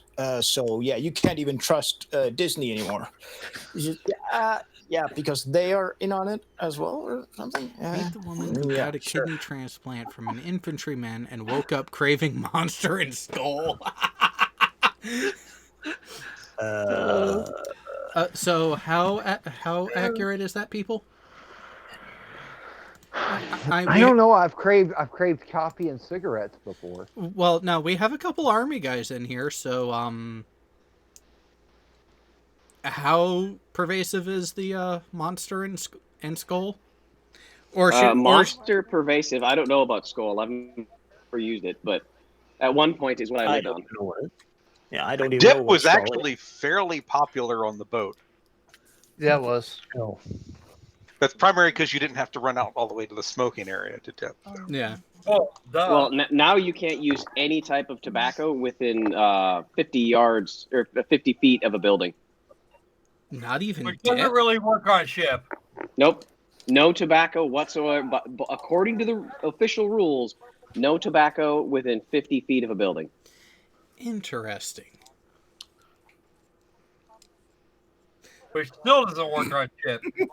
As a matter of fact, no. At all. So Cajun Drifter read somewhere in the way back, ACLS was so accurate that they induced a small error into the system. This was because the system was so accurate that it was gouging the deck under the number 3 wire in testing. Yes, that is an actual thing. And wow. Yes. So the ACLS box, when it was initially released, it was so pinpoint accurate that every tail hook that it was coming in that used it was hitting the same patch of the flight deck that was about an inch wider and an inch longer than the actual head size of the tail hook itself. So it was wearing through shit quick. So the Navy actually had to go back to the manufacturer and say, hey, yeah, you need to open this up because it's too fucking good. And there is actually a varistor on there that they widened the tolerance and actually ended up changing the center point of that tolerance to make sure that the drift error is large enough and variable enough. Space Ghost files IG complaint over non-selection for Space Command. As he should.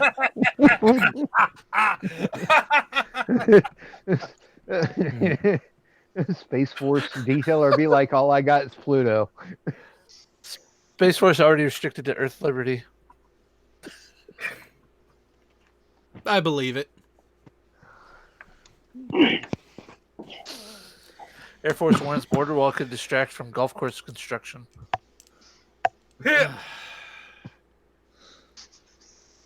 You know what? I'd be willing to accept that.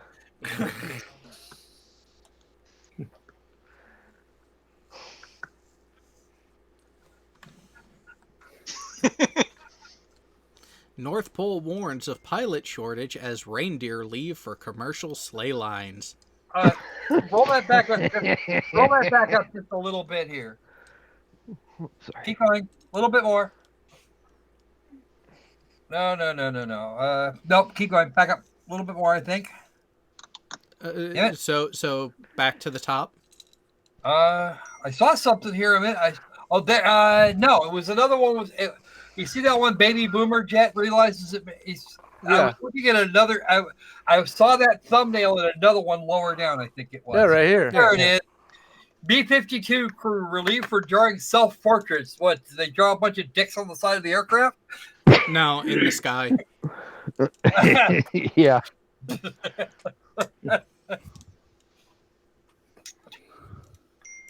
Oh, of course we got Space Marine.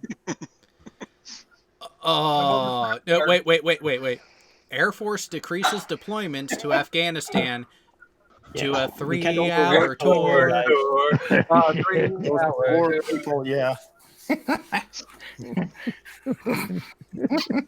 Oh, I like this website. The Air Force can't figure out why Sailor would spend $1,280 on a tattoo. Why the fuck does the Air Force care? Because they have nothing else to do. No, they're Air just Force thinking removes about how baptism. many years. They're wondering why would anyone spend that much money on a tattoo that could be used on a golf course membership or a golf club membership. No, membership is not what Pentagon worries that plunging morale might affect morale. And the only thing I can figure is, really? No shit. No, the one underneath is better. Yeah. Can you search on that website? I'm sorry, I do like the F-35 one, though. The Pentagon celebrates first successful F-35 crash in South Carolina.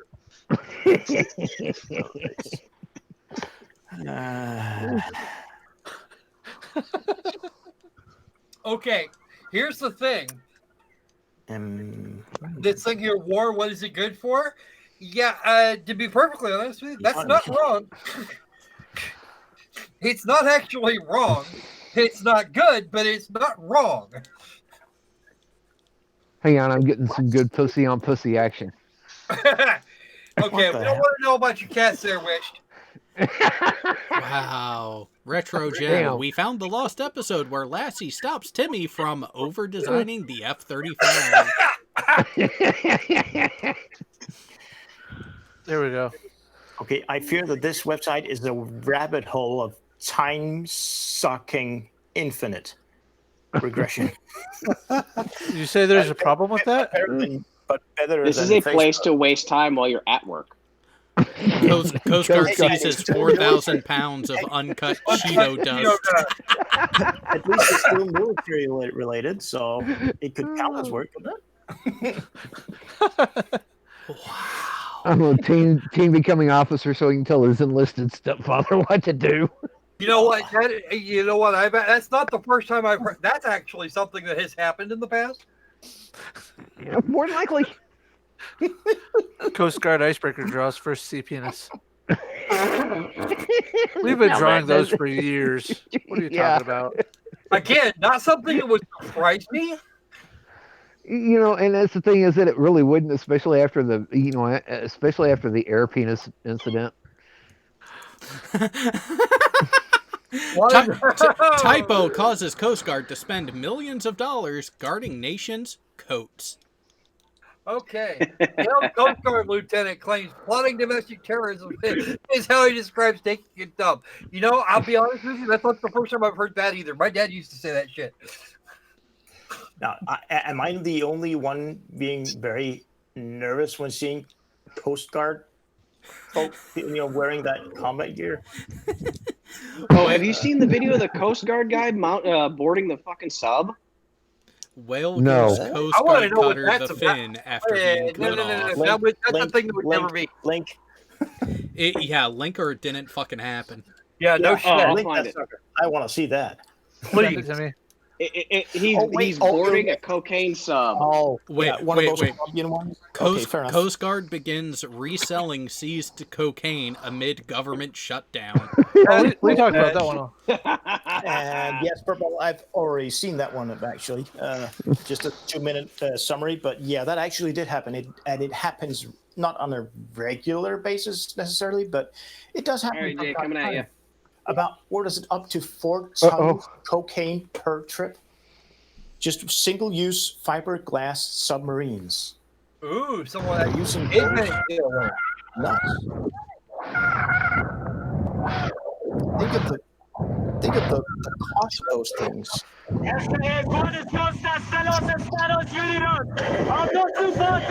Because they can fucking hear you while you yell at them as you drive by.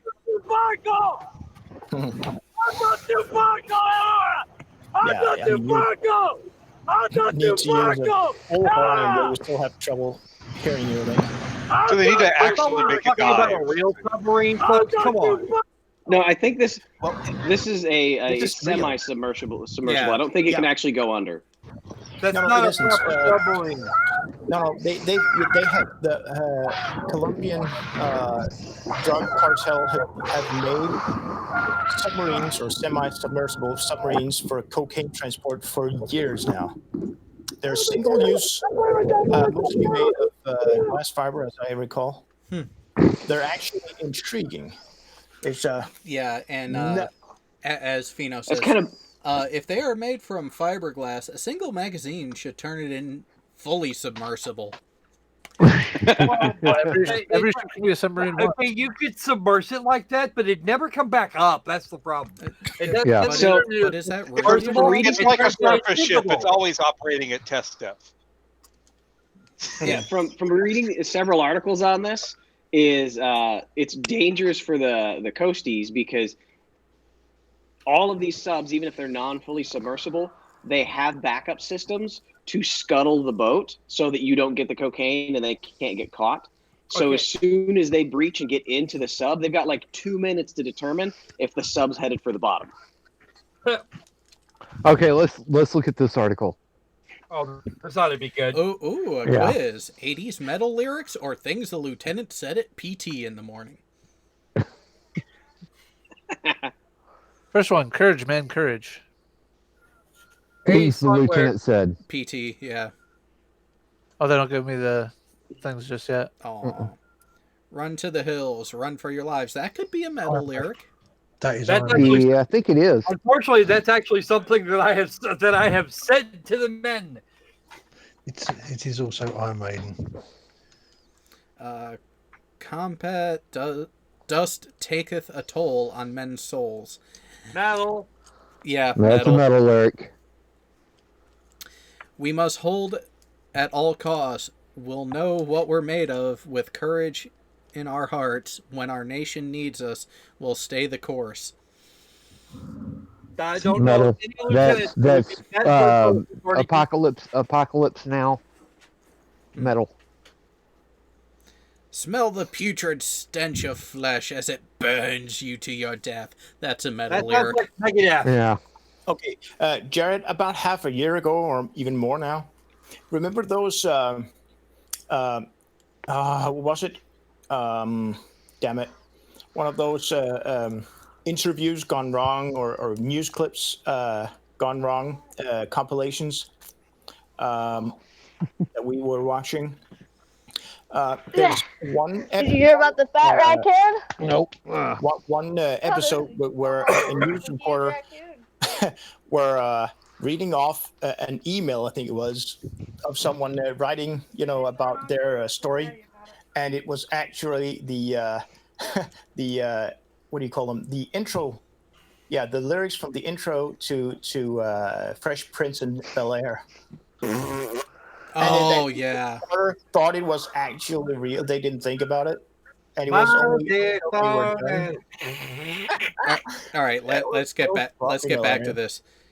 Killer, intruder, homicidal man. If you see me coming, run as fast as you can. I've said that. You see me coming, you better haul ass. Well, we all know number 9 is the lieutenant. Yeah, I'm EOD. If you see me running, try to keep up. Who doesn't know that meme or T-shirt? All I have to do is, in a situation where you're being run after by a tiger or bear or other large vicious animal, all I have to be is faster than you. Hang on. All right, let's. All right, so here's the answers.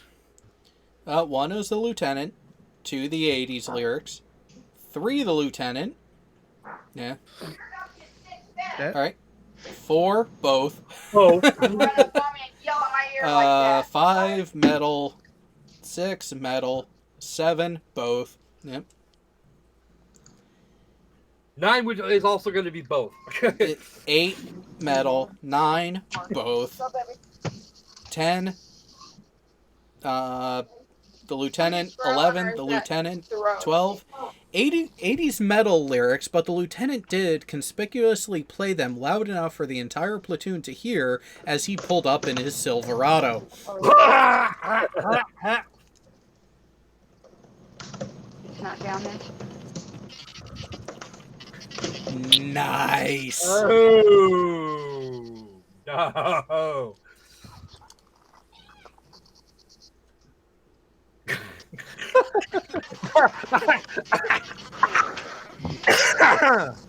Wow. Who's trying to communicate through the Matrix? That's a lovely. That is a good question. Ooh. All right, I'm muted. Okay, who's spewing that lovely dithering? I'm hearing it, so it's not me. It's probably me. I had to step out. Yep, you're roboting. It is. Yeah. Mute me, It Jared. wasn't me. That's what she said. I know. I was trying. Yeah, next time try harder. You could have done much better than that. I've heard you do it. Yeah, but do or do not. There is no try. That should have been the operation name. Operation OpSuck.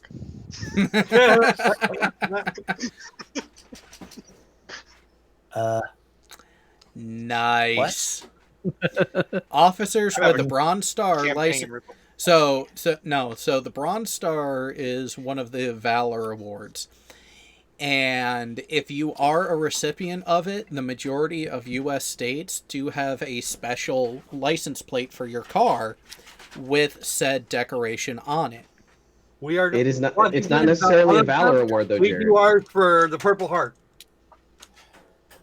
But that license plate, except for showing off, almost literally, does it give you any privileges like free parking? Most of those specialty license plates, you actually have no additional fees for it being considered a vanity plate, and you also have reduced renewed registration costs.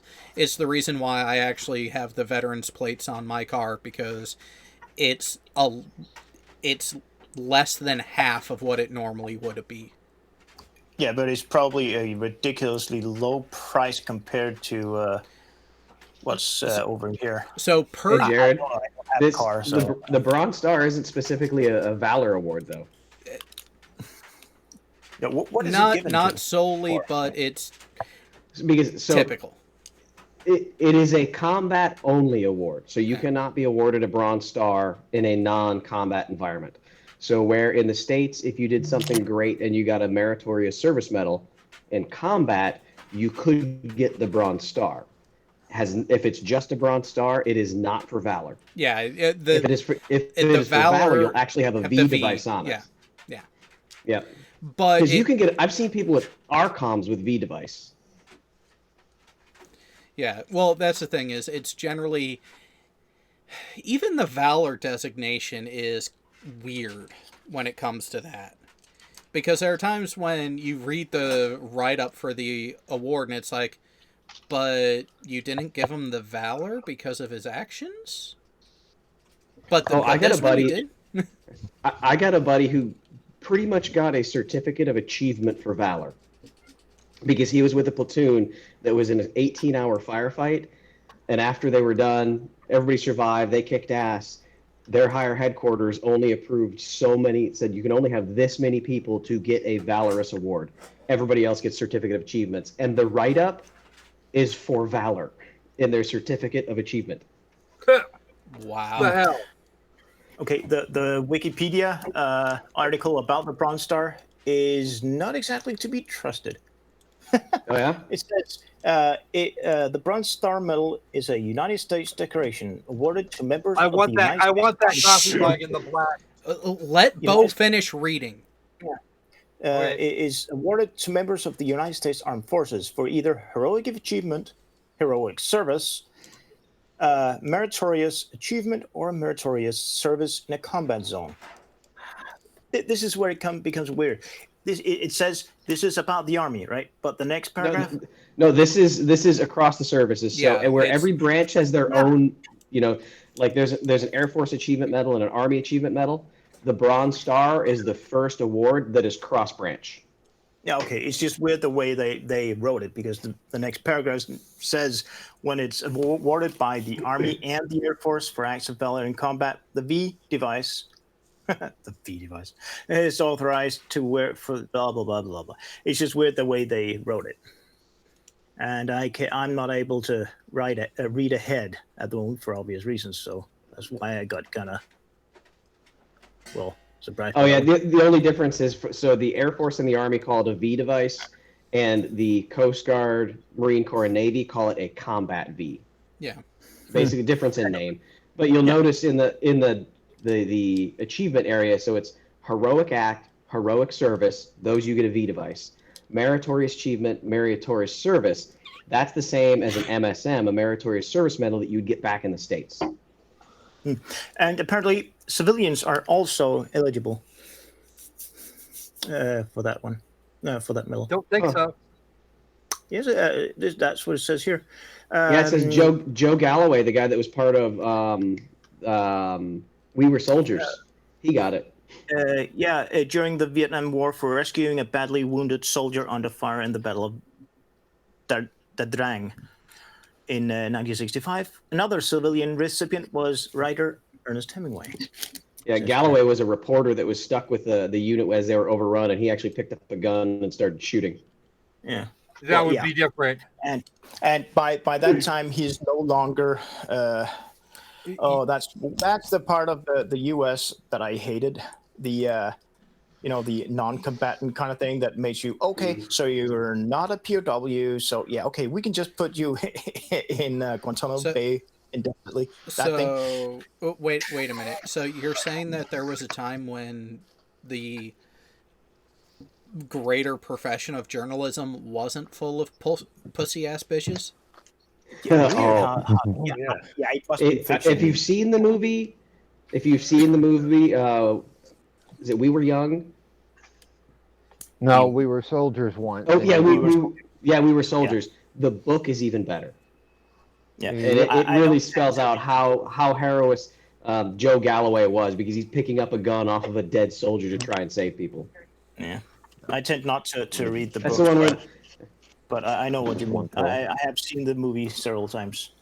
But that's the one where the sergeant major is asked, "Sergeant Major, aren't you going to get a rifle?" It's like, no. If I need to pick up a rifle, there's going to be plenty of them laying around me. Yeah. Oh, it's a lovely day, huh? What are you, a fucking meteorologist? Yeah.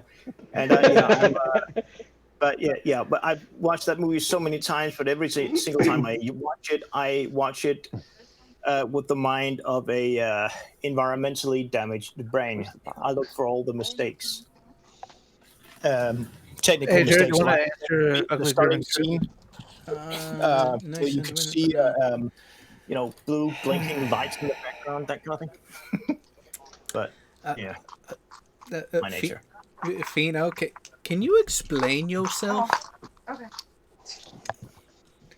Why would you say they are shitty machines? They're actually rather fun and exhilarating. Because Fino doesn't know how to ride one.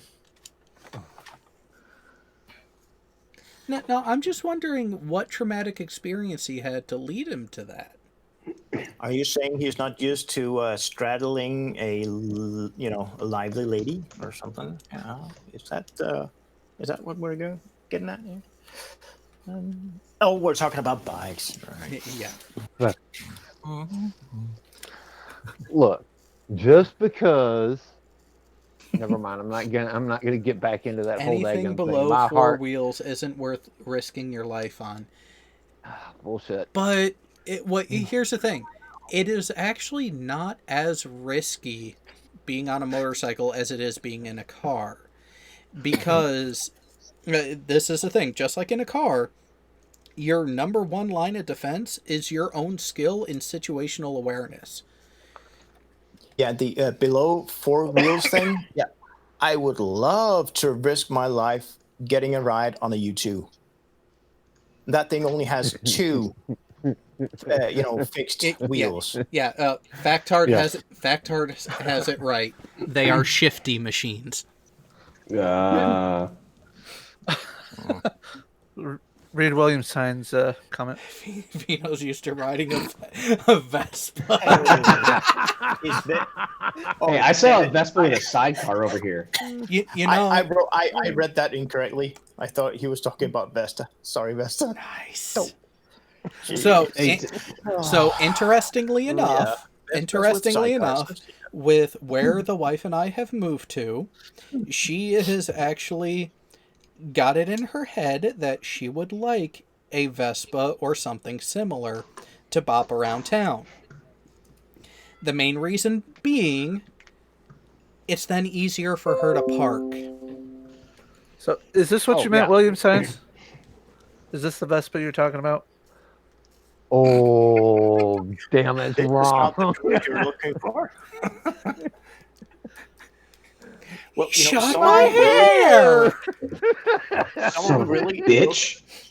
Some of them look I really, can't hate it when that really happens. good. That was good. What do you mean that was good? That was good for Rambo. Yeah. The horrible link I put in there, that's an image of a really beautiful thing. It almost looks like a beautiful, Get your minds out of God damn, Bo. How long is that fucking link? Blame Microsoft. So hang on. Fino follows it up with "Get your minds out of the gutter." Have you seen this show before? Really?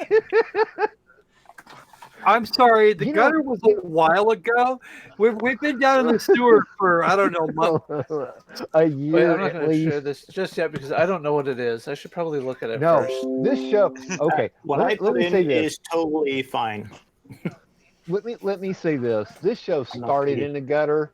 It left the gutter and ended up in the sewer about a month after it started. I was there for that. Wow. And hey, Jay, I'm not piggy, so you don't have to worry about that stuff if it's from me. And Cajun Drifter and e-bike is an electric bike. They're actually Pretty powerful. No, we can thank the Europeans for this one because the new Euro emissions, they are quite literally trying to abolish all internal combustion engines within 10 years, which means even motorcycles have to go to electric motors. Yeah, Which but is since it's not bullshit, 'cause realistic nobody will ever hear 'em. yeah, Like the it's not e-brake. realistic yet, so it won't happen yet. Nice. It's just a power play. Hey, folks. Oh, just so you have that, when they finally do get around to completely banning internal combustion engines, the rate of accidents especially those involving pedestrians, is going to skyrocket. It will be hilarious. Oh yeah. So How about that, bad boys, Jared? Oh yeah, I've Those seen are- those before. those are pretty normal here. here. Hang on. But So they're for, here's something you have to remember though with the Euro emissions regulations. They are going into effect in such a manner that even dominant motorcycle companies are putting buku buck into developing their own electric motorcycles. Ducati included. They started out their initial foray into it to kind of serve as a primer. They are offering a mountain bike that is electric motor assisted. They are transitioning from that to when the next round of Euro emissions comes in and they effectively end up killing the internal combustion engine for private vehicles. They are going to be doing electronic bikes just prior to when those emission standards take effect. I want this. by the way, You see, here's the in thing. your- That actually gets worse. Considering that there are some places you can't take an electric bike. Well, the issue is range. That is why the electric vehicle market in the U.S. is limited to the coasts, because the amount of distance driving that is done in the heartland is the reason why they have not taken over the marketplace completely. No. And it actually gets better when you take into account the carbon emissions that are generated from actually charging the vehicles. Oh, I and remember this all the carbon emitted based on just to get the stuff you need to make fucking batteries. They're worse than an internal combustion engine. Worse. Well, yeah. It depends on, of course, the whole. What do you call it? The whole train from build to end of recycling. But no one normally takes the whole thing into account. Well, I'm actually starting from getting materials. The materials alone are more than a third of the carbon emissions required to make one of those vehicles in the first place. And actually making and charging and actually construction and charging of those batteries, initial charge of those batteries is actually worse. Yeah, the batteries in those things are so toxic because of the rare earth elements in it that if you could just find a better battery, then they may be better in the long run. But they've got to find better battery alternatives because it's just so rare, hard to find the components to the battery. Yeah. Well, the worst part is the almost non-existent return on the battery recycling, because it's unlike lead acid batteries where you can literally recycle 98% of that battery. You can't do that with lithium ion, any of the 4 or 5 different types of lithium ion batteries. They just can't be recycled at the moment. Yeah. No, you're going to have a hard time recycling them anyway, because 90% of the time, once the voltage regulators go, and that's usually the first thing to go, the damn things catch on fire. No. The reason why a lithium battery will catch on fire is when you deep discharge it and damage the actual internal packing. So when you deep discharge a lithium battery and don't properly care for it, what happens is instead of sulfating like you get on a lead acid battery, you actually end up creating spikes along the internals on the anode. Once that punctures across and ends up creating an internal short, that's what causes the fire in a lithium battery. It's improper use. The voltage regulator is one of the things that can lead to improper discharge and maintenance of the battery, but it is not what actually causes it to happen. It's the actual misuse of the battery that is the issue. Also note that if you manage to completely and utterly discharge a lithium-ion battery, they don't come back. They will not come back. No, the worst part I think is the people's love for quick charging. If you have any type of rechargeable device and you want to kill it as fast as possible, use fast charging. There's nothing better than using fast charging to destroy a lithium-ion battery. Not necessarily, because if Because you of the battery technology. Well, not lithium polymer, not lithium. Oh crap, iron phosphate, but lithium iron. You know the ion. Sorry. So- the traditional one. They do not like fast charging. They Well, get hot. no. So here's the issue with that is using an improper charger for that, because it generates that internal spike because of the improper maintenance. If you actually use the proper charger for the battery that you're trying to charge, so like the battery in my bike is a lithium-ion battery from Shorai.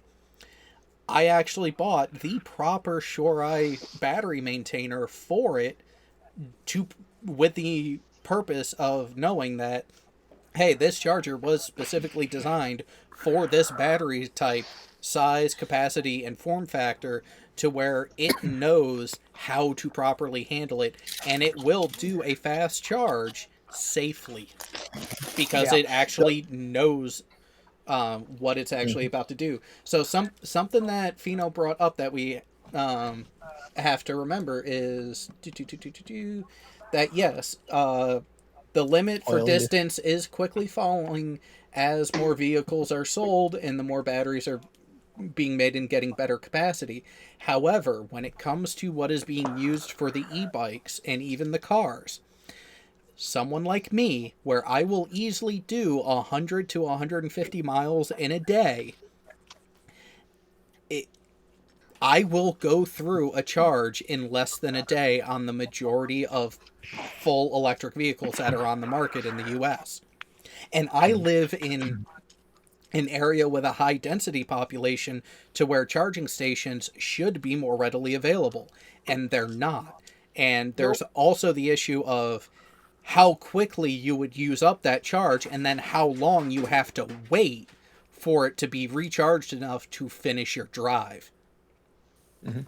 And also, not for the electric cars or the better e-bikes that are out there, whether it being bicycles that are electric or motorcycles that are electric.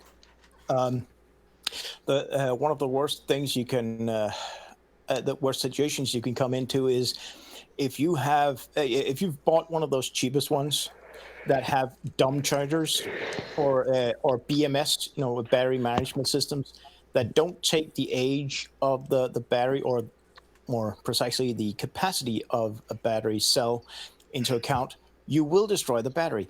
If you say you charge the battery with 1C, that's you charge it with the same current in amps as the amp hours of the battery capacity. That's fine for most batteries these days, but the problem is dumb chargers don't take age into account. They don't take reduced capacity because of age into account.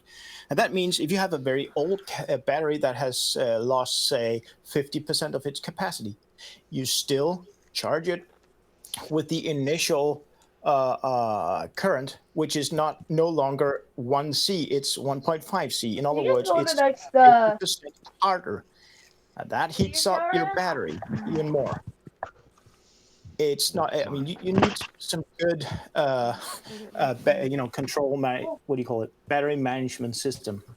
Yeah, and that is part of it. Keep in mind, I used to work for a battery backup systems company, and battery management for multi-cell systems is crucial, and that's where and here's the thing: even just 10 years ago, the design life of some batteries were saying, oh, you'll get 5 to 7 years out of this battery.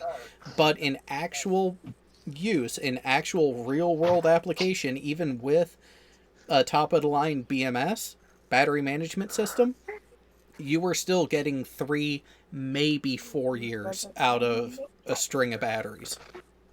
So and that's still the case today, where the advertised life expectancy is still so on a battery backup system. The advertised life expectancy of a given battery pack, a string of batteries, is a third of the actual. No, is actually it's based off of proper battery maintenance with small discharge cycles once a month and 1 yearly deep discharge for battery health. It is taking into account no actual usage of the system as it was designed. Oh, except for tests, once per year. And you're talking about systems, not the whole There's a lot of variance in that, so there's no real way they can do it anyway. So.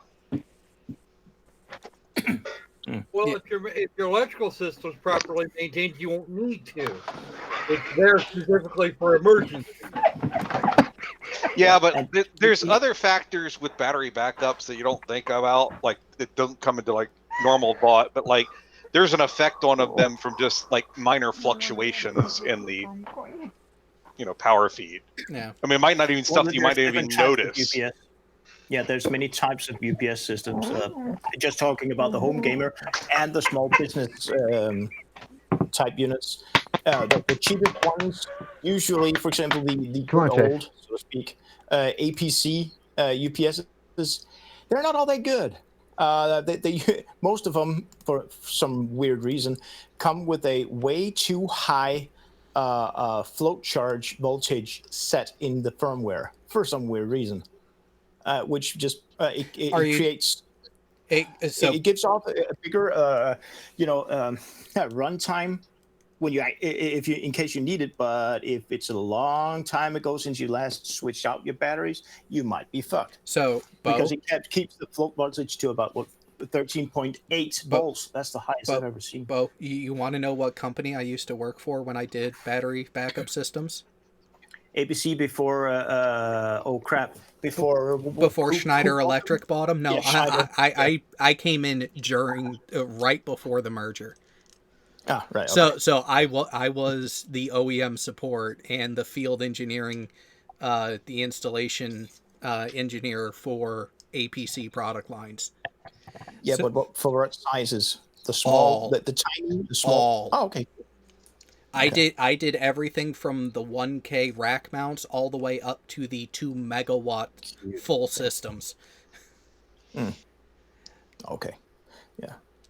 I'm sure that the bigger systems, they don't fuck around. I mean, there's a lot of liability and that kind of stuff, especially if it's for a server, a big box server room. We have a 3.5 megawatt backup system set up, not too far away from here, and the critical load it's supporting is the credit card processing for the Eastern Seaboard.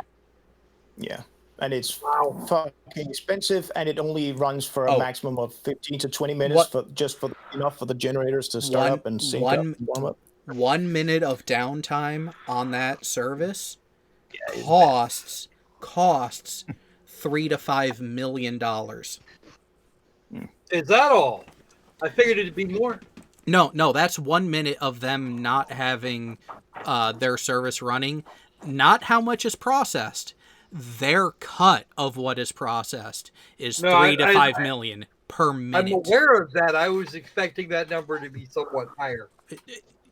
The credit card processors do not get that large of a percentage of transactions. About 1.5 to 2%. Less. The actual main processor, Chase Processing, only gets 1/3%. What you are charged as the end user, that 1.5 to 2%, that is the total of everyone in the process chain. Well, let me guess. If or when credit card services are down in the U.S., you don't have any backup systems anymore, right? You know, in Europe, we used to have those old style. We called them fly swatters in Denmark. So you put your credit card, a piece of paper with copy stuff on it, and here's the thing. Over here, retailers have gotten so into the actual electronic immediate processing. If you were to give someone the paper processing receipt, they would look at you like you just gave them a relic from the Civil War. Because that would be about right. And the actual amount from each. Last I checked, the last time somebody tried to offer me a credit card machine, to take credit cards, which was, about 6 months ago, the cost per transaction was 3%, not 1.5. I assumed that the number was that to cut the number in half for the primary processor. Yeah, no, it's even less. So, and this is just from recently, where I was the one making the decisions for one of the businesses that my wife founded. The credit card processing was one of our biggest overhead things, which is why cash is king, because we don't have to pay anyone other than the local sales taxes on top of it. That's right, because green shit don't bounce. Well, no, not even that.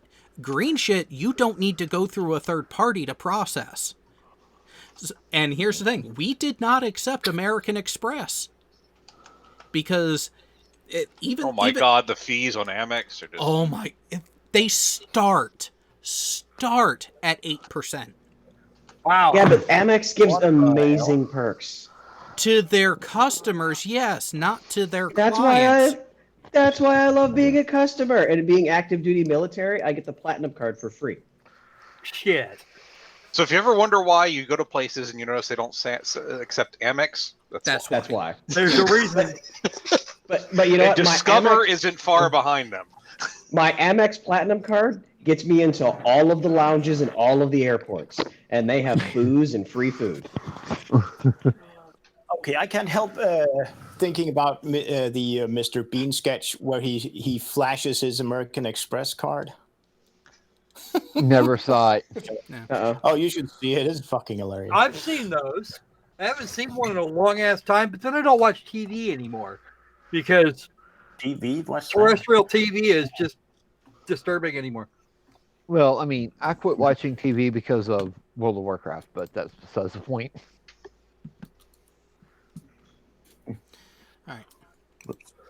Oh, and by the way, citation fucking needed. On what? On who? Oh, no. Me and Croc have been going back and forth about whose catchphrase that is. That was mine. I've been using that since 2012. Don't even go there. It still doesn't make it yours. Oh, I know. I tell you who I stole it from was freaking Sargon. Hey, Jared. He said citation needed, and I added the fucking to it. we were talking earlier about the slow progression of rank for the new Top Gun movie. Yep. Hey, Jay, post this. Oh my goodness. Dare I ask? No. So this is the new Sergeant Major of the Army. A goofy-looking son of a bitch. I'll say that first. Okay, let's have it, Furball. Yeah. So this is sent it to Jay. So. This is the new Sergeant Major of the Army. He was just confirmed to be the Sergeant Major of the Army. Wow. This man, just right off the bat. This man was my senior drill sergeant in 1998, and he was an E7 then. Fuck me. So if you want to know how long it takes to become Sergeant Major of the Army, that's about how long. Yeah. From E7, 20 years? That sounds about par. Yeah. 20 years after making E7, he's the top enlisted in the entire Army. And the sad part of it is he's from Jasper, Alabama. That explains a great many things. So we're coming up on 42 years for him serving. Jesus. Something like that, But, yeah. but here's the thing: he is Things do he is things do slow down a lot at E8, E9. yeah, Yeah. and he is he has no option. He is going to retire after his time as Sergeant Major of the Army. Yeah. I'm kind of excited that I'm going back to work protection because I'll probably run into him while I'm doing it. So, Jared, did you see the link that I shared to you in the live chat? I did not pull it up, but I did see you post it. Okay, this is what it is. Gas pump with the help of your smartphone. You will be able to do that at all Safeway gas stations in Washington starting today. Now, here's how it works. First, you download Safeway's One Touch Fuel app. It uses Microsoft technology, so you can do almost all the tedious steps like choosing your fuel grade and swiping your payment card, all on the app instead, from the comfort of your own car. Well, first of all, no, you can't select your grade of fuel from there. You actually have to push the button on the dispenser. Even if you did, so fucking Well, I was gonna ask, is this the new is this the new fuel serve where they send a runner out to your car to go fill you up after you've made your payment and everything for how much gas you want? Some locations probably. Yeah, Oregon, you still have to have somebody They out used there to call that full service, and the only full service station I have seen in the last 30 years was in Fall River, Massachusetts, in the early '90s, in the mid '90s. I've never personally seen it. We haven't had from this place. In the middle of had a full service gas station since Mr. Wiley closed his back in 1985.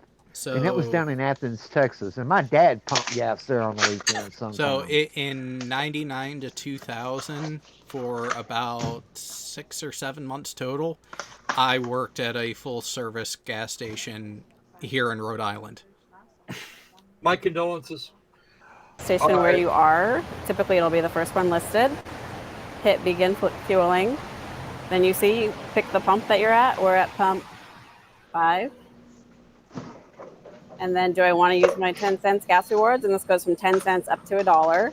Yes, today I do. Very, very cheap fuel. And then pay and activate the pump.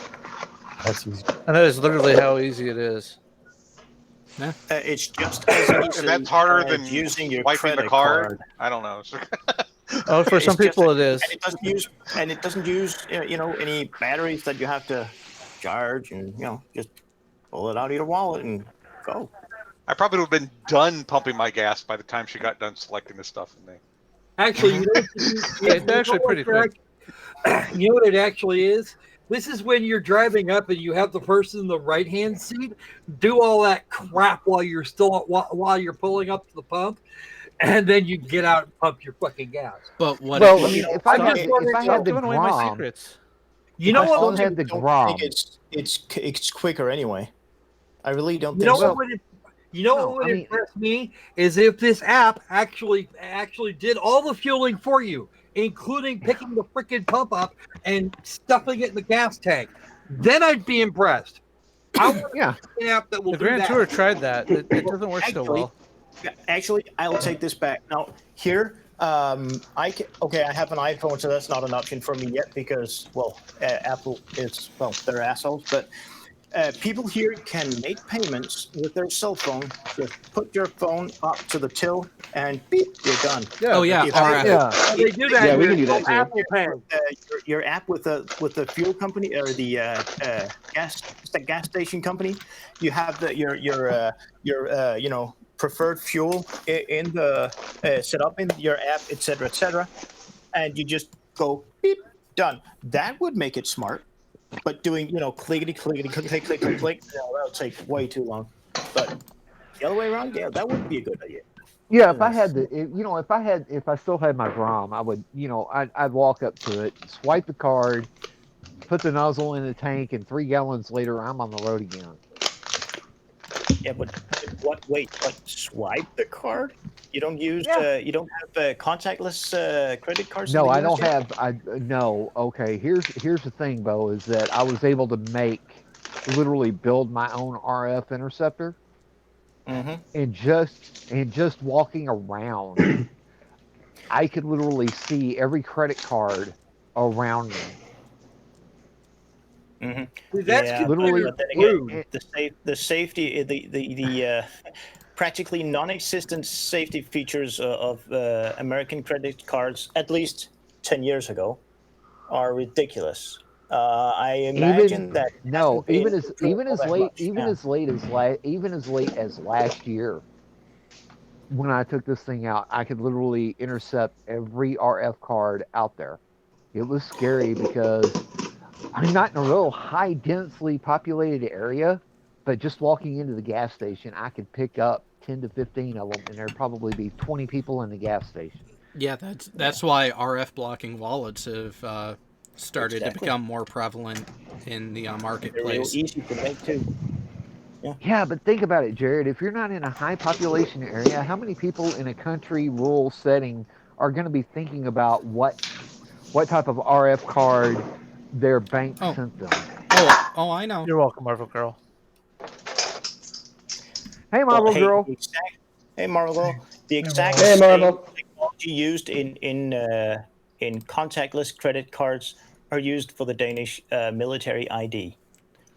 I seriously doubt that they have chosen a technology that is easy to hack or to spoof, for that matter. Well, so intercepting intercepting you can receive, but that there's not. It's not just sending a package. There's a handshake going on there. Well, not just the handshake. So intercepting the information is one thing. Breaking the encryption is another. Exactly, yeah, too. Yeah, and there's a check, I don't know what it's called, but hardware check and probably a, what would you call it? A running, constantly changing cipher that has to be, like the, what do you call those banking fidgets that you have on your keys? The fob. The fob where you have to enter your personal information, your code, and that specific code that changes every time you take a new one. And if you don't use that one within X hours, it rolls to the next one. The strangest RSA encryption I ever had was in when I was in the Netherlands, and this is 07 to 10, and it was with my bank to log into the bank account online. They gave me, and in Europe at the time, they had the smart chips, but when you signed up for a bank account, they gave you what looked like a little a calculator with a slot on the top of it for your card. So you'd go to the website, put in your login information, put in your password. It would give you a 6-digit PIN. You'd put your card into the calculator, put in that 6-digit PIN.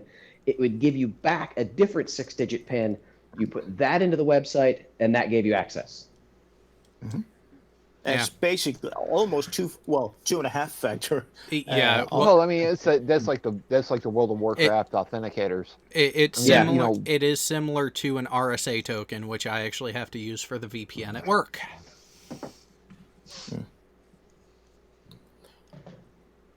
And just for standard online banking press. But I actually do have to go take care of something overnight down at the airport because they're fucking bastards and the minion is down at Dulles. My condolences. So yeah. Kid he's not really a kid, but the minion got pulled out to the Buffalo airport for a week and a half. The day he comes back, he then has to leave to go down to Dulles for through this weekend. So he's out of your hair for a couple of days. Yeah, yes, but no, Bo. Hang on, Bo. You're forgetting that not only do I work full time, I go to school full time as well. Yeah. At work with him gone, I have been doing 50 to 60 hour weeks just at work. Oh yeah, and it's way too niche where you can just hire an outsider on a there are security clearances to be accounted for. Yeah. Question from Marvel Girl: when a fighter jet fires a missile, like the meme just showed, does it push backwards?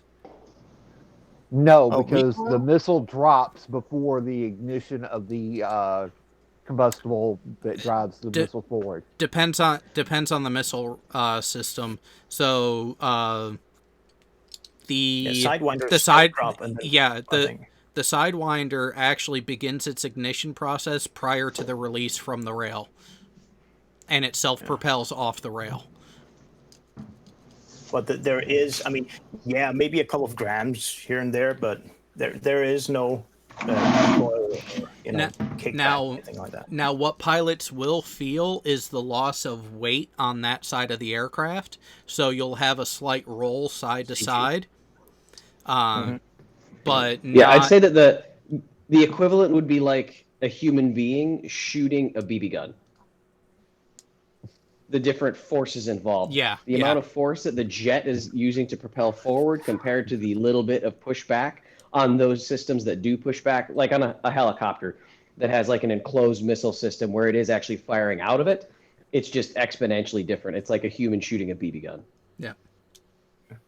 Now, actually, that's where if you go on YouTube and look up a bomb release from, like, say, an FA-18 Hornet, you'll see once the bombs are released from the rack, you'll actually see that wing lift up. You'll actually see the signs of a roll. There. Yeah. You decrease the drag a little bit. And you also release you also lose a bit of weight, so you change your drag, you change the weights of the aircraft, and also you also change the center of gravity and also center of lift, which gets really technical. But there is a difference, but it's nothing to sniff about. Anyway, guys, I have to go to bed, so I have to get up and go out tomorrow. So night, Alan. Night, Alan. Night, Alan. Congratulations. Yeah. Good night, Alan. Good, Alan. So, for the Area 51 thing, the question was posted. Why did the U.S. Air Force warn potential stormers of Area 51? Is this really a serious thing? Yes. Yes. As a matter of fact, people will be shot dead if they try this. Yeah. And people are probably stupid enough to try this. No, it's gonna be a giant shit show all over the fucking news. Is what it's gonna be. I still love. announced. I love the meme that Brainy sent yesterday. Oh, the Vatican one? Yes. Yeah. Oh, are they planning on storming the Vatican too? Well, they can't rape us all. Hold on. Oh. Damn it, Furball! I was gonna actually share it. Sorry. Although, for those who weren't aware, yes, we did show it on Team Skeptic's stream last night. I still haven't watched that. I need to do that. Oh, you're going to enjoy the threats that Sean gave us. I just showed that to my wife, and she's just eye rolling at it. Oh, the Vatican has the world's largest porn collection. Oh my god. I've heard that. Is there a bomb big enough that the plane feels the shock when it hits? It's not just nuclear ordnance there, Pheno. The Moab.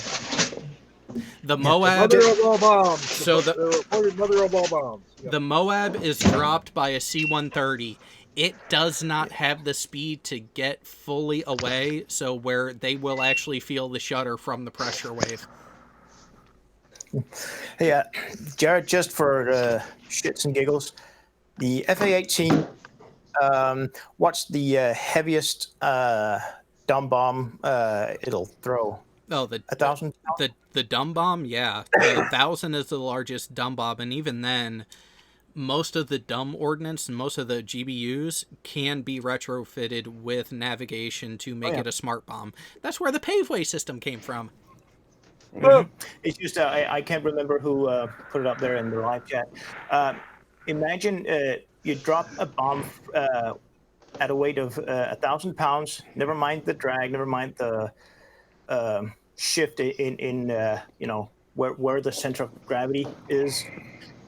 The plane weighs maximum takeoff weight at about 52,000 pounds. When you drop let's just say 50,000 pounds then. When you drop a bomb that weighs 1,000 pounds, you are losing a substantial amount of your total weight in one instant. In one go, yeah.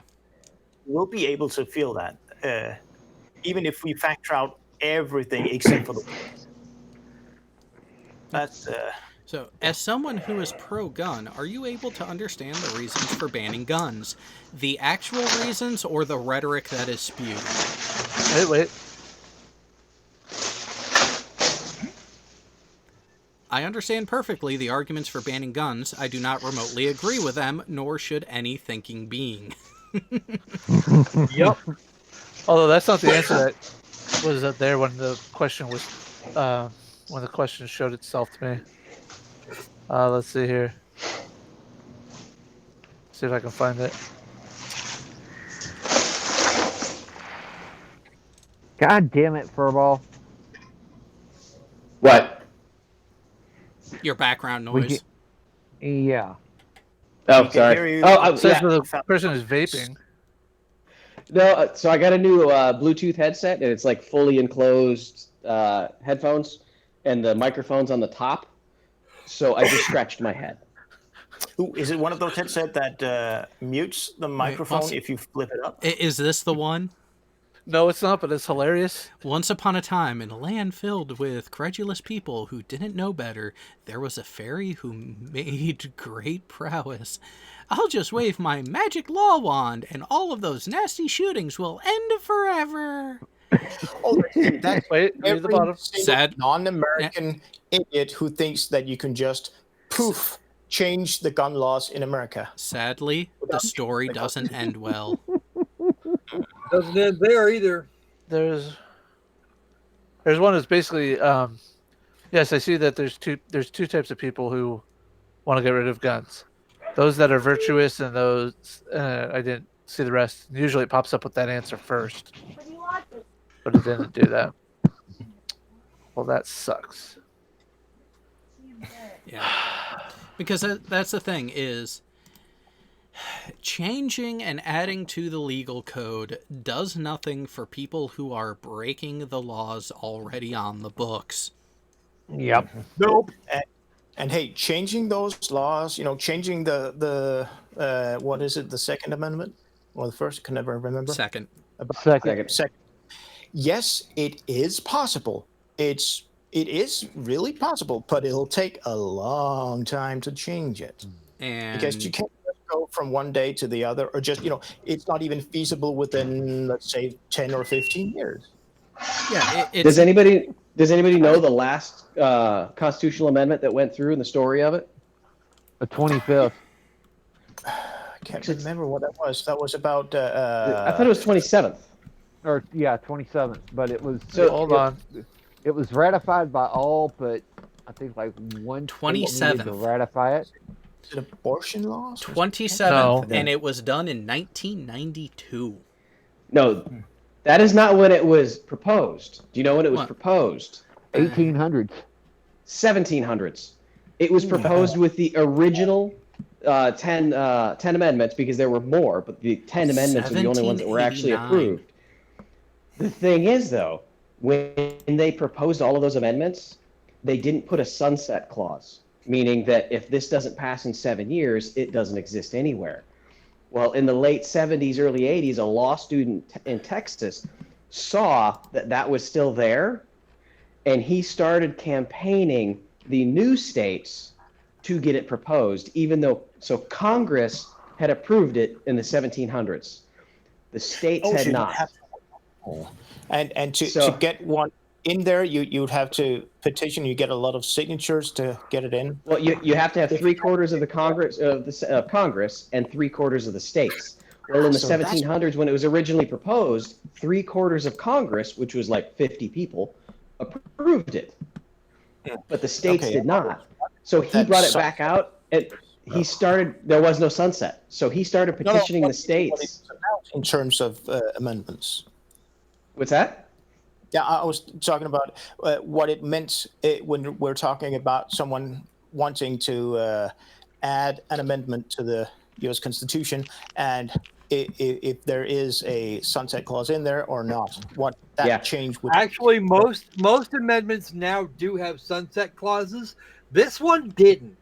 Yeah, this one didn't because it was written and submitted in September of 1789. Yup. So he started petitioning the states to ratify it, and enough states ratified it. But what was hilarious is that Congress was so pissed they didn't want it because they said we didn't ratify it. Well, Congress 200 years ago did. You don't have to anymore. Yeah, here you go. Here's a history on it. 203 years ago, it was voted on and approved by Congress. You guys don't have to now. What's the But 27th? the 27th Amendment delays laws affecting congressional salary from taking effect until after the next election process. Yeah, that's not fair. We want to be always able to give ourselves raises. Don't Yep. touch it. Yeah. But the issue is, before this happened, Congress had already passed automatic pay raises. Yup. Oh. So it's not like it had much of an effect. Hopefully by inflation and not by time. I think it's tied to inflation per year. Actually, it's not currently. Okay, so here's a question for you. After the 27th Amendment, from age of the amendment from submission to ratification, which was 202 years and 223 days, what amendment was the next longest from submission to approval? Oh God! Well, I can just scroll right through and try and find it. Was it the 584 so far? No, there was 1,000. one that was proposed in 1777, and it didn't get ratified until after the Civil War. And I think it was the 14th, maybe the third. It Nope. may have been the 15th. So Hold on, I'm scrolling through. So the submission of 1 to 10 and 27 were all on the same day, September 25th, 1789. 1939. The next submission was not until 1794. And that one was approved in 1795. That's a very short turnover. Yep. Yeah. So to give you an idea, 1 to 10, the Bill of Rights took 2 years, 81 days. From that point, you have less than a year, less than a year, less than a year, just over 2 years, less than a year. Then you have a couple that are over 3 years, a couple that are over 1 year, but the majority of them are less than 1 year. Yes. The next longest, though, after the 27th Amendment, for how long to ratify, it was the 22nd Amendment. Yep.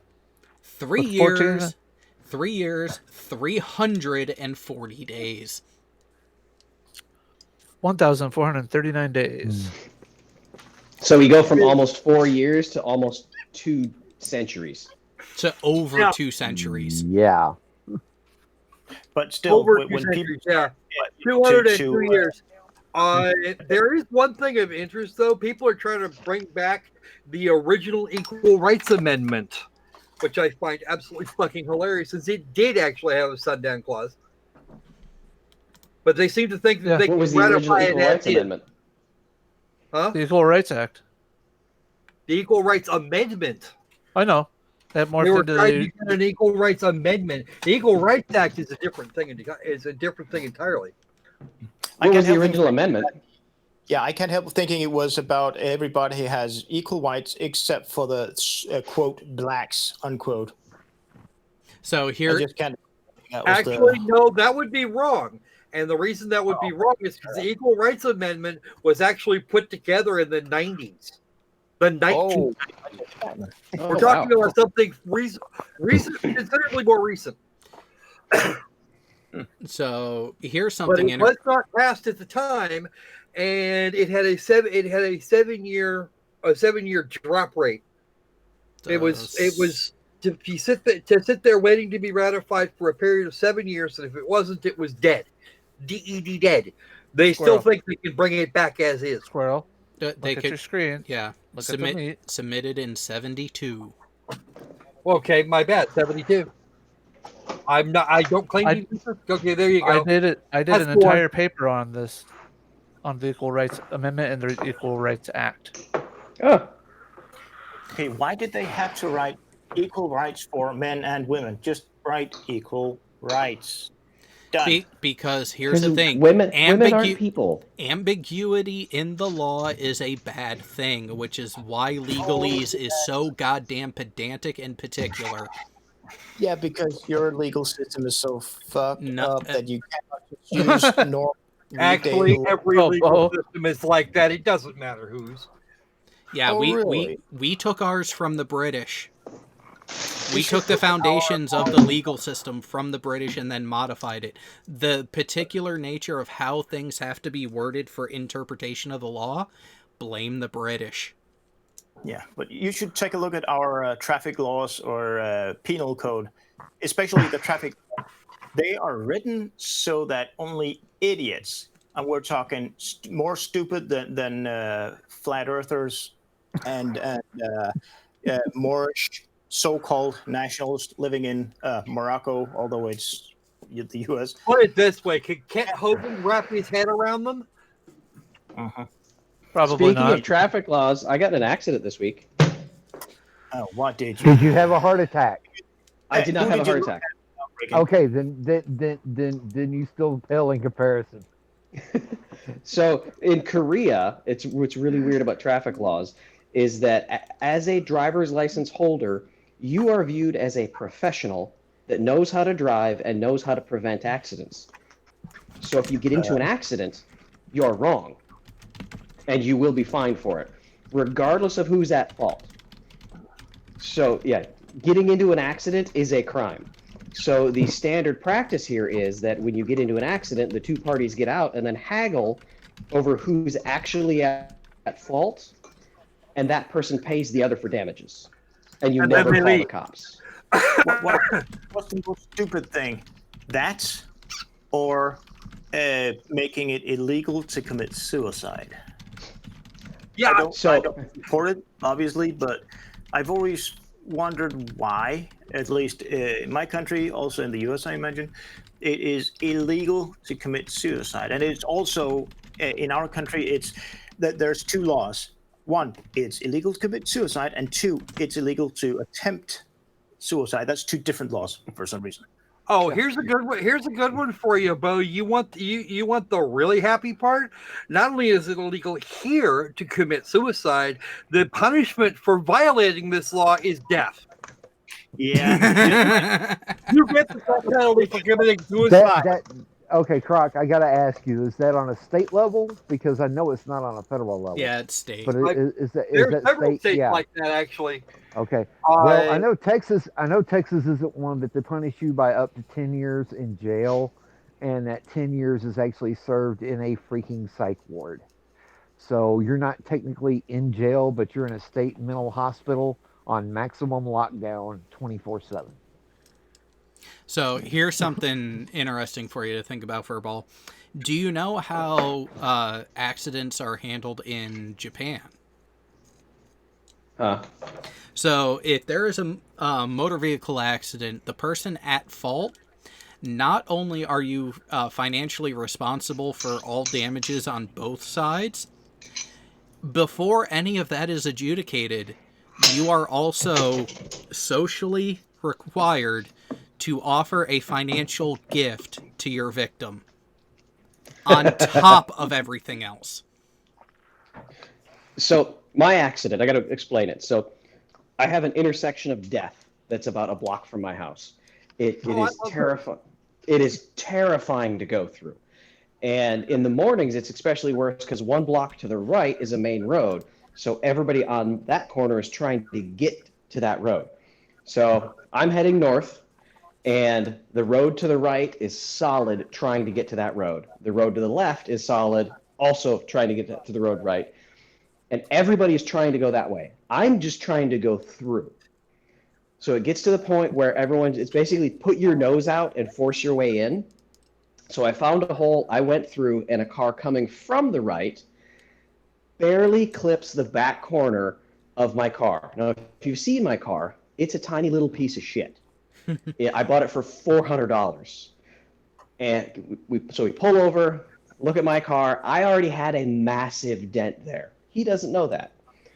The only thing that happened to his car is I ripped off the license plate cover, or the license plate, and then a little bit of red paint on his bumper. So he doesn't speak English. I don't speak Korean. I call one of my Koreans. They come down, and I'm just expecting, okay, we're both guilty. I technically should have yielded to you, even though I didn't see you. You technically should have stopped, but you didn't. So I was expecting just to walk away. The guy that came down and negotiated for me got me $50 because he hit me. Nice. Now that's kind of funny. Yeah, is that a place where driving around in traffic is basically the old Wild West, or is No, it that's Singapore. No, you're. Oh yeah. That's Singapore. That's also Cairo, Egypt. If you see a vehicle without a dent in it, it's brand new. Then just wait. Give him 5 minutes. He'll have his dent. Yeah, it's not that bad. It is that bad for motorcycles. Fucking royal. Yeah. All right. Well, I mean, my sister-in-law is from Kampala, Uganda, and I've heard her often talk about how scary it was to walk around in traffic because they have traffic lights that are more or less for decoration, and even though it's only a 2-lane road or 2-lane intersection, it's usually 3 or 4 or even more in reality. All right. And she doesn't like driving around in. Sorry, Bo. So, since everyone here decided to stop listening to me, I have to go.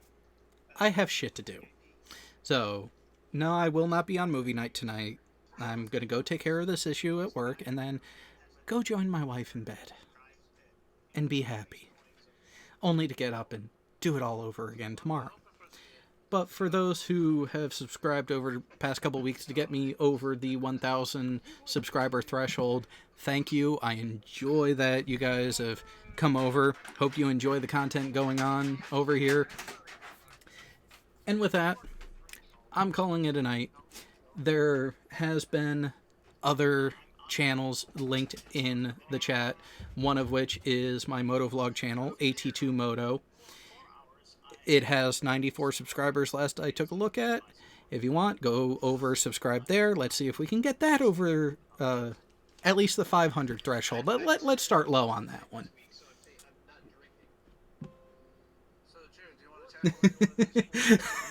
You know what, Fino? You have a point. But you know what? Sometimes the panel does listen to me, especially when I put my foot down with them. But I'm just letting them talk in the background, and they can't hear me right now. I can't hear them. You can't hear them, because I need to get going. Thank you all for showing up. I will see you next week, and the plan is to do some recording for the Moto channel this weekend and enjoy and finally get to enjoy the area that I'm now living in. So with that, I will catch you all later.